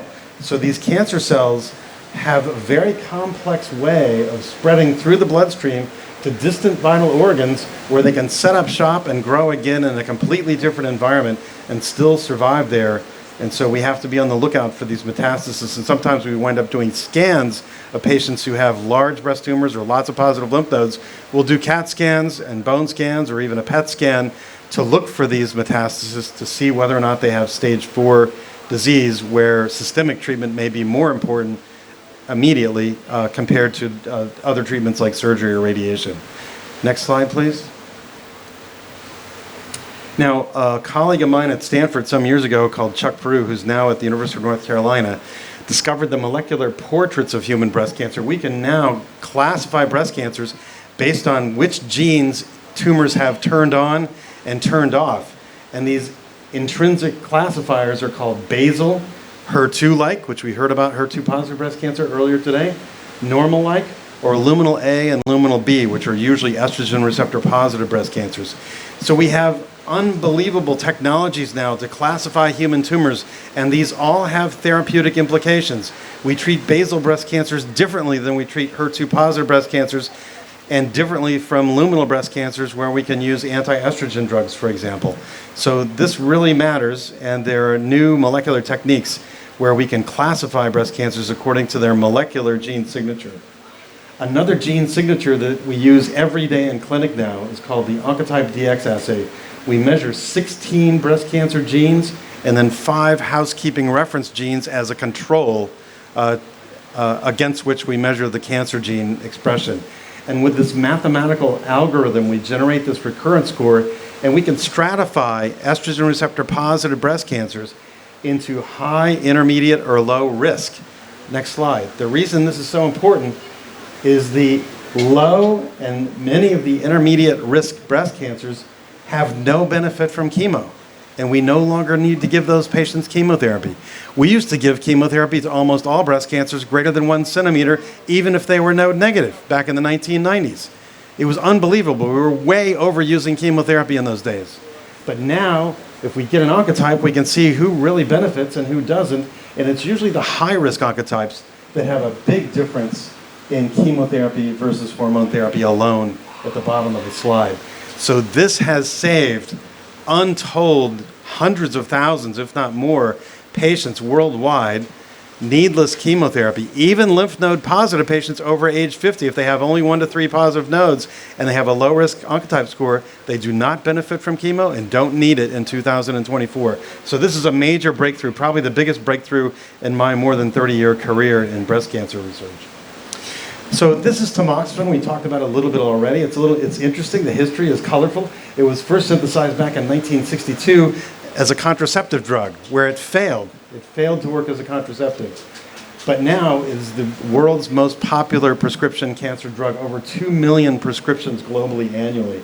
Tamoxifen binds to the estrogen receptor in the center of the slide, and it changes the shape of the estrogen receptor so that it no longer has any function.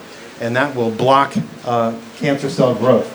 And then we have new selective estrogen receptor degrading drugs now on the right that are cousins of tamoxifen, but they don't just change the shape of the estrogen receptor, they lead to the destruction of the estrogen receptor altogether, where it goes away completely. And those appear to be very powerful drugs, especially in tumors that have estrogen receptor gene mutations, which a high fraction of patients can acquire estrogen receptor gene mutations during their treatment course, especially after they've had prior hormone therapy. Up to 30% or 35% of those patients will have estrogen gene mutations, and they'll no longer respond to our drugs like tamoxifen or aromatase inhibitors, but they do respond to this new class of drugs called SERDs. And the first drug was just approved last year called elacestrant. It's a newly approved FDA drug for ER-positive mutant breast cancer. Next slide, please. Next, I want to tell you about a drug class that we're generating a lot of new drugs now for oncogene targets. Oncogenes are cancer-causing genes, and we'd like to be able to tackle those with new therapies. In the past, HER2 was a difficult target because it was so similar to HER1, also called EGF receptor. And most drugs that we invented to tackle HER2 caused a lot of side effects due to the fact they also blocked HER1, EGF receptor, EGFR. And that was no good. But some medicinal chemists years ago made a new drug called tucatinib that binds only to HER2. And it comes in a pill form. So the analogy would be, this is like Herceptin is intravenously. Well, this can block HER2 by just taking a pill. So that's really a step forward in terms of converting a drug class that used to be only given intravenously into a HER2 targeting drug that can come in a pill form, which is much more convenient to take. Next slide, please. This drug, tucatinib, was just approved last year, as a matter of fact. So there are many of these oncogenes. We have HER2 as an oncogene up on the top left there. PI3 kinase is an oncogene. AKT in the middle of the slide is also an oncogene. We now have drugs for all of those oncogenic targets when they're mutated, and they can lead to breast cancers. Look at all these FDA-approved drugs in green. Over a half a dozen of these were just approved within the past 5 years. Since I was here in Treasure Beach in 2019, there's over a half a dozen new drugs approved for human breast cancer now by the FDA. So remarkable progress thanks to advances in medicinal chemistry largely. Most of these drugs, except for the HER2 antibodies like Herceptin up in the upper left, trastuzumab is the drug Herceptin. Most of the rest of the drugs can be given in pill form instead of an IV. Next slide.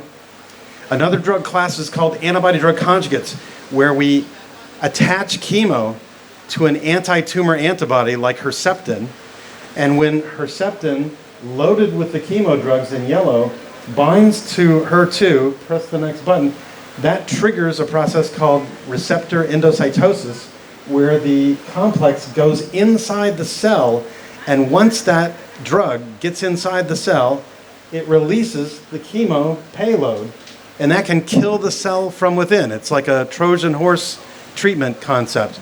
And so this drug, the first drug in this class is called TDM1. It's a HER2 antibody with a chemotherapy payload, and it's approved by the FDA back in 2012, and it's now available for early stage HER2 positive breast cancer and in metastatic HER2 positive breast cancer, where it prolongs overall survival even in metastatic disease. Next slide. Here's another cousin of TDM1. This is called TDXD, or for trastuzumab deruxtecan. Instead of having only 3 chemo payload molecules per Herceptin backbone antibody, this new drug has 8 chemo payload drugs, and it's even more potent than DM1. This is now the most potent drug for HER2 positive breast cancer, TDXD. And this is one of the new drugs that was just approved within the past 5 years for treatment of HER2 positive breast cancer. It's so potent that it also works in breast cancers with low levels of HER2. Even ultra low levels of HER2, this drug can work. So it can work in HER2 negative breast cancer with low levels of HER2. Even though it's a HER2 targeting drug, it can work in those cases because of this Trojan horse concept and so much payload added on to this drug, and it's less toxic than chemotherapy.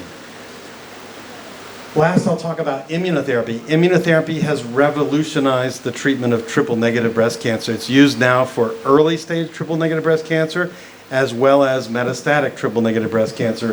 Pembrolizumab has recently been approved for both of those indications.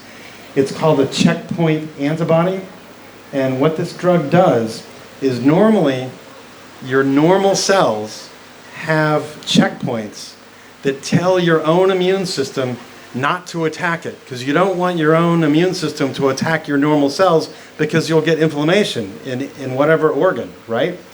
So cancers can hijack this system, and they can masquerade and disguise themselves as normal to evade immune surveillance and detection and attack. So if you use an antibody to block these mechanisms of immune invasion, suddenly your immune system will see the tumor as being foreign because of all of its mutations, and it'll attack and kill the tumors because it'll be recognized as being foreign, and that's what your immune system was designed to do, is to get rid of foreign threats like infections with bacteria, viruses, fungal infections, etc. So this is a whole new strategy to attack breast cancer, and it's been highly successful. Last, I'll finish with a credit to my colleagues where we just celebrated the 25th anniversary of Herceptin last year at the American Association for Cancer Research meeting. And so there was a whole session dedicated to these 3 gentlemen who were awarded the Lasker Prize in medical research. A high fraction of Lasker awardees go on to get Nobel Prizes, so I hope my colleagues will one day make a trip to Stockholm. Axel Ulrich cloned and sequenced the HER2 gene at Genentech back in the late 80s. Dennis Slayman, my boss, when I was at UCLA, he found that HER2 can be overexpressed and the gene can be amplified in human breast cancer, and he helped design therapies for HER2 positive breast cancer, including Herceptin, which is the cartoon on the upper right-hand side of the slide. That's what Herceptin looks like if you were to look at the crystal structure of the molecule. And it was Mike Shepard's lab where Antibody humanization was pioneered. You can't just give a mouse antibody to humans. They'll get immune reactions against it and neutralize it. So they had to humanize this anti-HER2 antibody, and Paul Carter and Len Presta in the lab, in Mike Shepard's lab, did that humanization work, so they deserve a lot of credit. This was the first oncogene-targeted drug for any cancer. It was the first biologic agent for breast cancer, the first humanized antibody for any disease, cancer or otherwise. It was the first immunotherapy for breast cancer because it also stimulates the immune system. And since 1998, over 3 million patients have been treated with Herceptin globally. I think the last slide is next. We have work to do, but I have good news. Despite an increased incidence in breast cancer and a decrease in the breast cancer age, we are seeing improved survival of breast cancer over the last many years. It's slow but steady. It's not fast enough. We have a lot more work to do. But I want to end on this positive note that more women are surviving breast cancer and are being cured of the disease now than ever. And so I have great hope that this line will continue in the future, and hopefully this line will drop off like a stair step at the end of the curve as soon as possible. And I want to thank all of you for your dedication to this mission, and thank you all for your attention this evening. Last conclusion, I won't go through to read this. I'll leave it up during the Q&A, and you can take a look. And now it's time for you to ask me questions and for you to question my answers. Questions or comments? Please go ahead.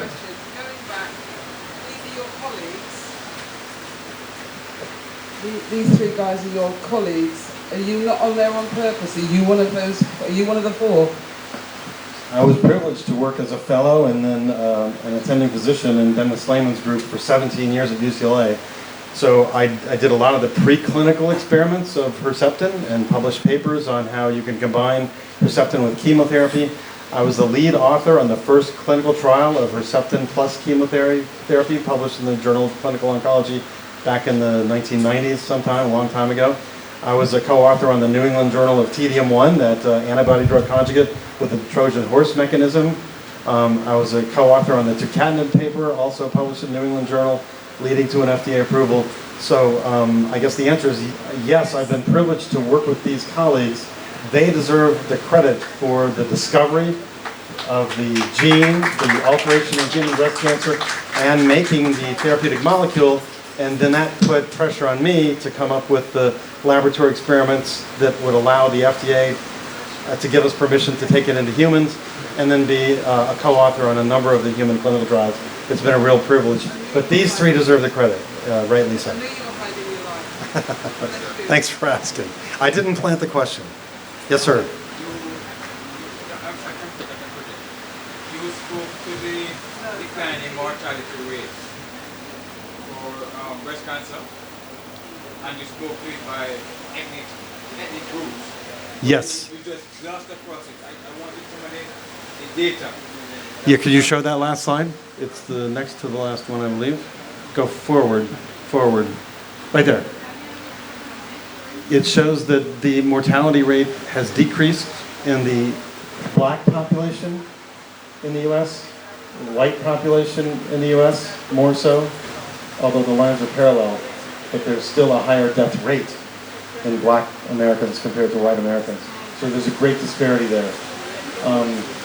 The gray line are the Asians and Pacific Islanders, so there's fewer of those in the U.S., so that curve is probably a little bit more jagged because there are fewer numbers there to get accurate results. Hispanics, the number is decreasing also, but only slightly compared to African or black Americans. And the light gray, actually the light gray might be the Pacific Islanders. I think I misspoke. These are the American Indians, this one, and this is the Asian Pacific Islanders. So those are not decreasing, are they? They have lower risk to begin with. There are fewer of them, but they haven't had the same decrease as we've seen in other populations, and that's obviously some sort of a disparity.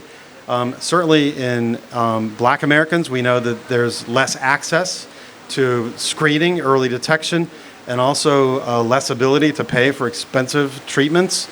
And so, and there may be unique biological nuances in cancers in different human populations. It's not the same disease everywhere. For example, in the Middle East, breast cancer is a very different disease. It's most commonly triple negative, for example, as opposed to hormone receptor positive. So a lot more work needs to be done to address these disparities, understand the differences in biology, what impact that might have on treatment selection, and then also make sure everyone has access to medical care so that they can enjoy the benefits of some of the technologies that I talked about during my presentation. Yes, sir. I hope you can hear me. I'm good.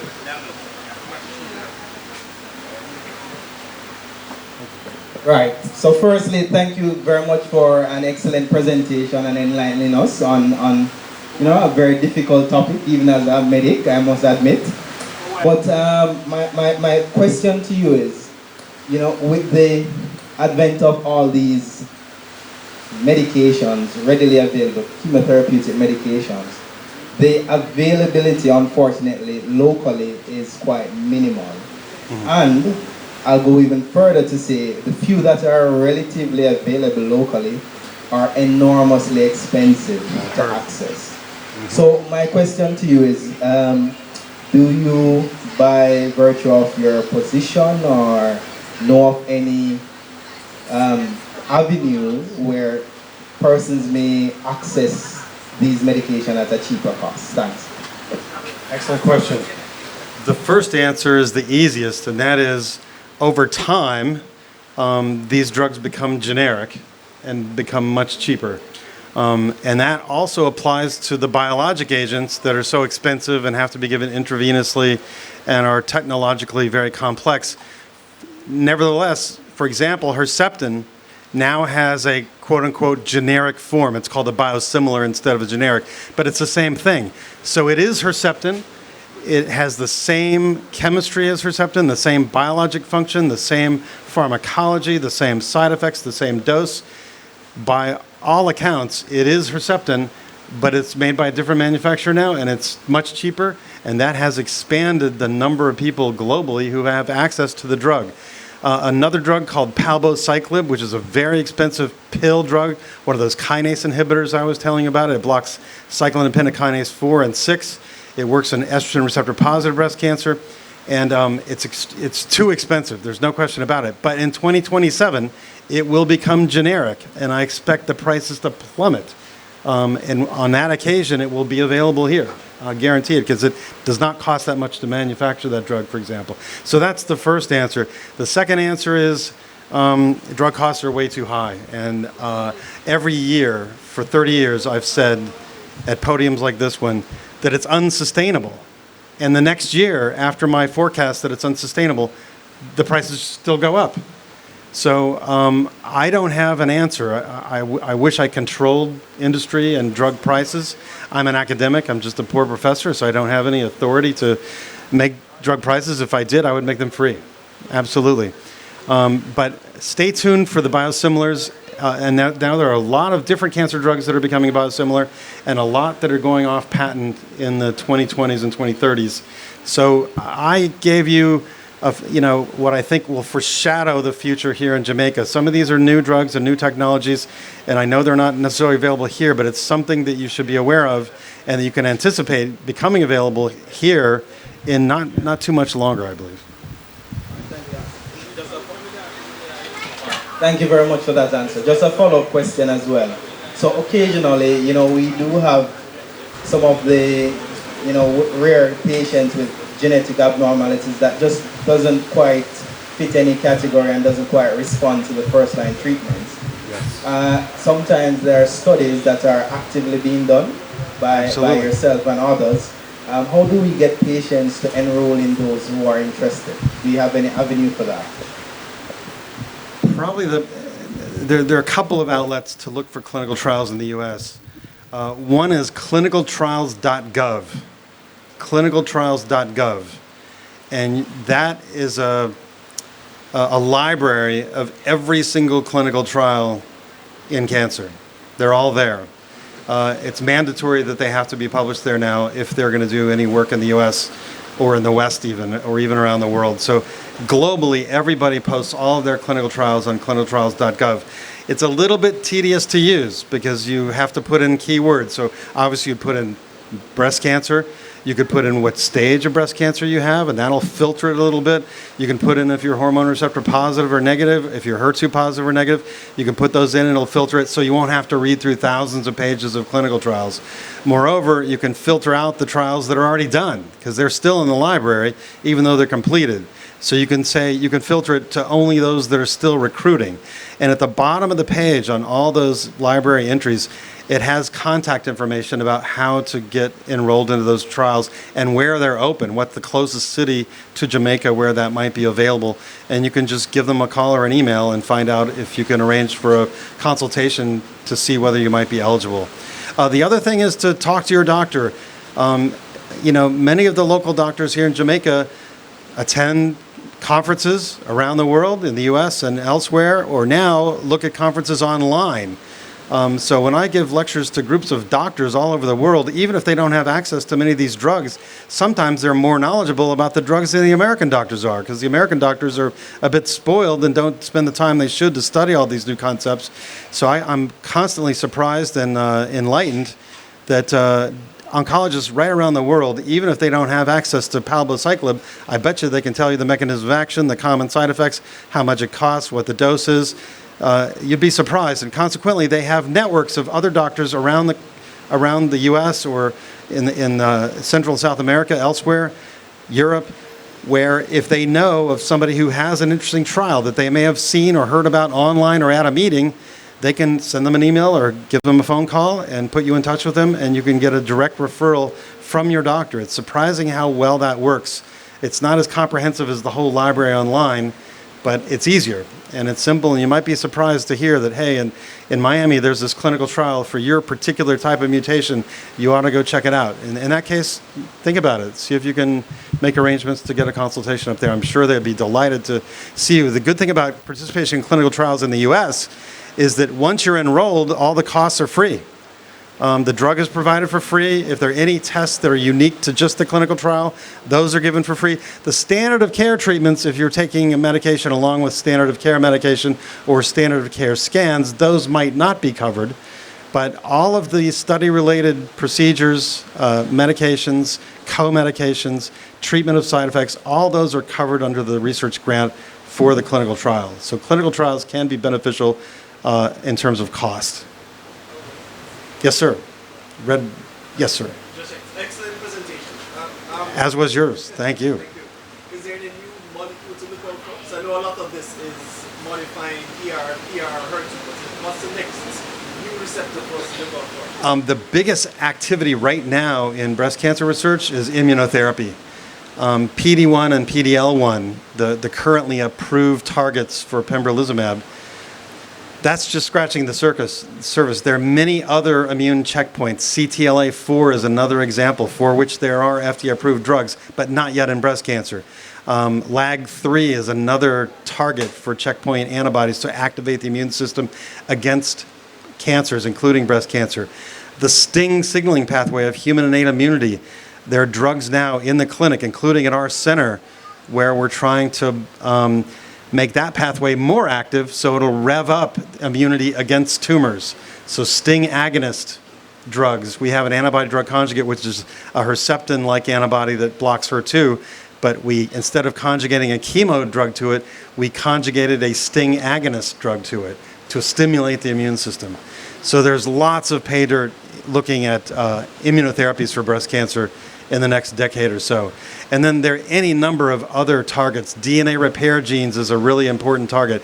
I only talked about the drugs that target BRCA1 and BRCA2 mutations, but those same drugs also target PALB2 mutations, for example. So now the NCCN recommends the BRCA drugs for PALB2 mutations that you inherit and have breast cancer on the basis of that mutation in that particular gene. So there's a lot of DNA repair genes with alterations that might be amenable to new drug therapy. Thanks for asking the question. So there's a lot more work to do and a lot more excitement to go. Yes, sir. Well, I feel like you just answered my question really, but just from a student perspective, are there any specific areas of breast cancer that you would recommend or advise for student researchers to go into? You mean what area of breast cancer research should you go into? I would say follow your nose. The reason we became interested in breast cancer in Dennis Slayman's lab at UCLA back in, and I started in his lab in 1990, right after he had discovered the HER2 alteration in breast cancer. We got into breast cancer because that's where the gene was altered, not because we were experts in breast cancer at the time. We had to learn to become breast cancer experts, but we were not. We were general oncologists, and we treated all kinds of cancers in our clinics. But when we found that target and we found a potential drug, Herceptin, that could attack that target, then we went with laser focus. So it depends on your research interest and your particular research project and what molecule or pathway you might be working on. It may take you in a completely different direction, which might not even be breast cancer. But you should still follow it because we need reinforcements. We need more help in oncology. We don't have enough manpower to look at every possible target and create new therapeutics for them. So think out of the box. Don't necessarily focus on one particular disease or subtype of a disease unless you have a specific reason to go there. So follow your nose. It depends on which research direction the lab results take you, in my opinion. Yes?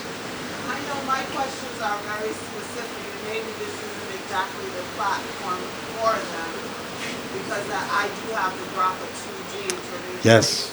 specific questions that I have. I have a oncologist, gynecologist here. I've Good. done hysterectomy already. Good. Now I'm 63, and he's recommending removing the breast tissue. But it's just like, you do the MRIs, the ultrasounds, the mammograms Yes. every 6 months. Right.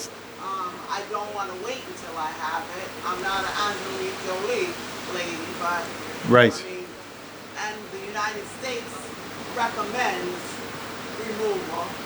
I understand that's the same recommendation that we give here. Yes. So I need to kind of figure out a plan of action and It's a really tough decision, and it's a personal one. There is no textbook answer that works for every individual patient because every patient has different life goals, expectations, motivations. So there's no right or wrong answer. For some patients, surgery may not be in the cards. If they object to breast surgery with or without reconstruction, some patients are just too anxious to undergo that. It can be a big decision and an impactful procedure. Consequently, the high-risk screening strategies are the next best available strategy that you should use, and you're doing all that, and that is the right answer. None of those will prevent breast cancer, whereas the surgery actually does prevent it by removing the breast tissue. If you do a mastectomy, it reduces your risk of breast cancer by over 90%, in randomized trials. Yeah, so it can be very powerful. Now there's a different nuance also with the type of mastectomy you have. You can do things that have better cosmetic outcome, perhaps like subcutaneous mastectomies, where you even leave the nipple and the areolar complex in place along with the skin and just remove all the subcutaneous breast tissue. Now, there's still breast tissue left behind in that procedure, so it won't have as high a success rate in breast cancer prevention as a total mastectomy would, but it's probably better than not removing any breast tissue. So that's another option. I'm curious to know whether Andrew thinks that subcutaneous mastectomy is another option in terms of plastics considerations, right? Generally, studies have shown that removing all the breast tissue, as well as removing some of the breast tissue as a skin-sparing mastectomy, are quite equal. Oh, that's good. That's good news. So it's still both of them are equal. Yeah. That said, I anecdotally have seen patients with skin-sparing mastectomy who then did get a breast cancer in the remaining breast tissue. So it's not 100%.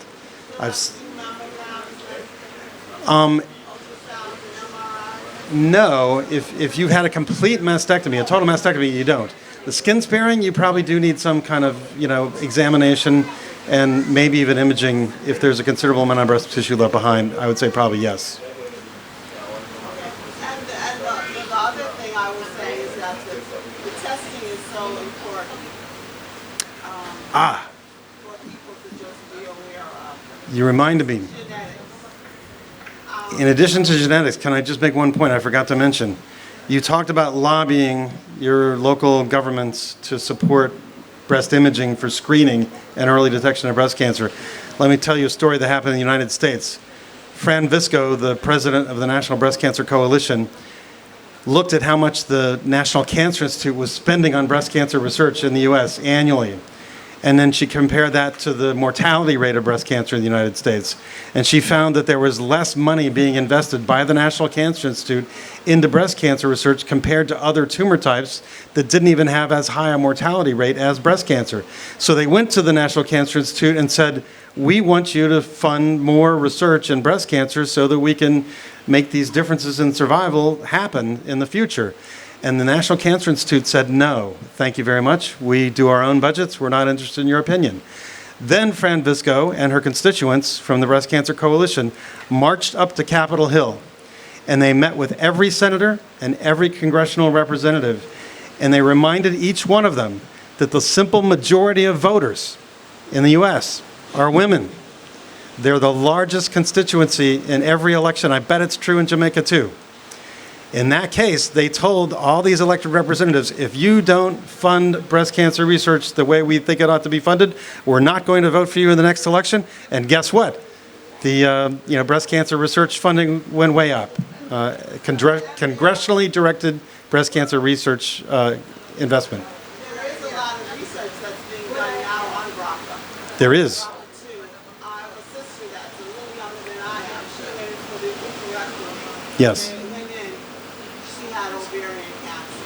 No cyst. Yep. She did a radical hysterectomy, and she's gone through 4 sessions of chemo. Wow. She's at UPenn, and there's a lot That's UPenn is a great place, and they've done a lot of research in BRCA. That's correct. You know, I should mention a couple of other things. BRCA mutations can lead to a number of different kinds of cancer. Even BRCA2 and pancreas cancer is a link, for example. So, you know, funny things can happen in family histories as a result of these mutations. One last thing about BRCA genes. Sometimes we find variants that don't have the normal sequence but are not known to be associated with cancer. They're called variants of undetermined significance, or VUS. Historically, about 90% of those VUS mutations turn out to be nothing. They're just normal, what we call polymorphisms. Polymorphisms give us all different heights, different weights, different eye color, different skin color, different hair. Those are all normal polymorphisms, and BRCA genes have the same kind of individual to individual changes sometimes that are of no functional consequence and don't increase the risk of cancer. So if you get a result back on a genetic test that says VUS, variant of undetermined significance, that doesn't mean you need to have prophylactic surgery or take chemo prevention or any of that. It may mean absolutely nothing. It just more research needs to be done to see whether those are deleterious mutations or not in the future. Most prove not to be. So I've seen patients where they get so alarmed by variants of undetermined significance, they find a surgeon to do prophylactic bilateral mastectomies when they probably didn't even need it. They're probably not cancer-causing alterations. So be very careful when you read the reports to read the fine print and ask your doctor. Thank you all very, very much for your attention. And thank you again to Janet Kalu. Fantastic job again. I just couldn't believe when I got here last night and everything looked exactly as I remembered it from 5 years ago. So congratulations to all of you on the reconstruction and looking out for each other. What he speaks is so profound and so advanced and frontier breaking. But from what I could gather, then there is hope, right? Definitely hope. And I think we really need to give a big round of applause to him for the phenomenal work he's doing to change the industry. All right, thank you so much. We really, really appreciate it. And I really kind of appreciate the discourse between you and the other professionals in the field. It flew over my head, but I know something good was happening. All right, so we're at the end of a wonderful evening. So much information, so much that we have shared with each other, especially in terms of hope and inspiration. And I just want to thank you all for coming out. And at this time, to officially move the vote of thanks, I invite Pastor Elaine Roberts, who also served as our technical consultant regarding our screen here. Give her a round of applause as she comes. Good evening. I don't know about technical consultant. I don't know about you, but I've just been absolutely humbled this afternoon, just listening to all this amazing information, and it really has been tremendous food. And I'm just so sorry that people left, so when they did. But I do want to say an official thank you to everyone that attended. I specifically... Can I have my programme back, please? I want to officially thank everybody that came and shared with us today. First, I do want to say thank you to Janet for having the vision and the persistence to host such an amazing event. And I'm going to say it's heartbreaking there are not more people here. Really. Absolutely heartbreaking there are not more people here. And to hear those statistics were just frightening. 71 out of 100, 100,000, and 7,500 of this. And when one of the doctors put it in perspective and said, a group of 8, one of you will get, those kind of statistics, they are life, they are real. And for people to not be exposed to that and to hear that. And I remember I had a relative, when I spoke to them and I said, how are you doing? Because I knew they were ill, they wouldn't even say the word. They wouldn't even speak the word. I said, you got cancer? Oh, don't say blah, blah, blah. And I'm talking a Jamaican, not a European. Thank you, Janet. Thank you. And thank you, your team and your board of directors for having the vision for this. I want to also thank Casmarine. You've been an amazing MC. If I'm doing something, I'm going to pinch you to be my MC. You're fantastic, absolutely. And... Oh, they didn't come, did they? Sorry, I've got to see this. Lorraine Scarlett, and Miranda Wellington. Lola, you still here? Yes, Lola. How are we going to forget you, Lola? Dr. Baldwin Miller, Sandra Samuels, MP Floyd Green, the Honourable Floyd Green, Dr. Miguel Johnson, Dr. Andrew Joseph, and Dr. Mark Pegram. Thank you so much. And I think there's been some takeaways for all of us. I've been writing notes. I've been taking notes, and I think it would just take up unnecessary time to go through some of the notes. But remember those statistics. Remember when you fight together, you win together. When you run together, you win together. And don't be afraid to ask questions. If you don't ask, you don't get. And I think there's a Bible verse for that as well. He who,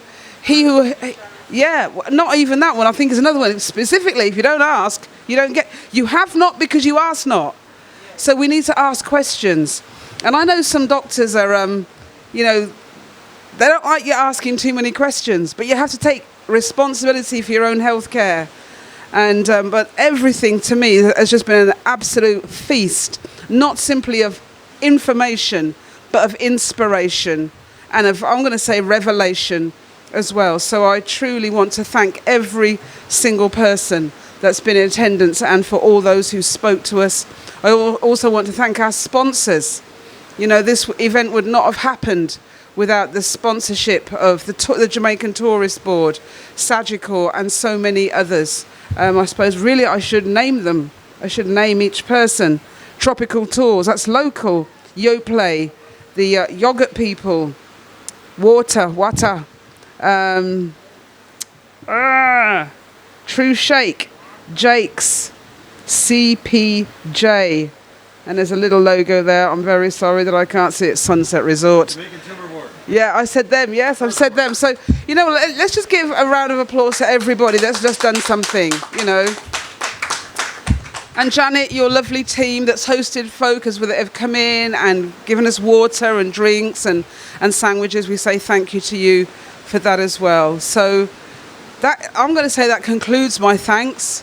I just want to say, God, thank you that you've gifted these people. I spoke earlier and said that, God has given gifts to the world, and I believe through the medical profession, and I do believe that we have these gifts of knowledge and wisdom that can help us. So once again, everybody, thank you. God bless you, and enjoy the rest of your evening. I All right, thank you so much.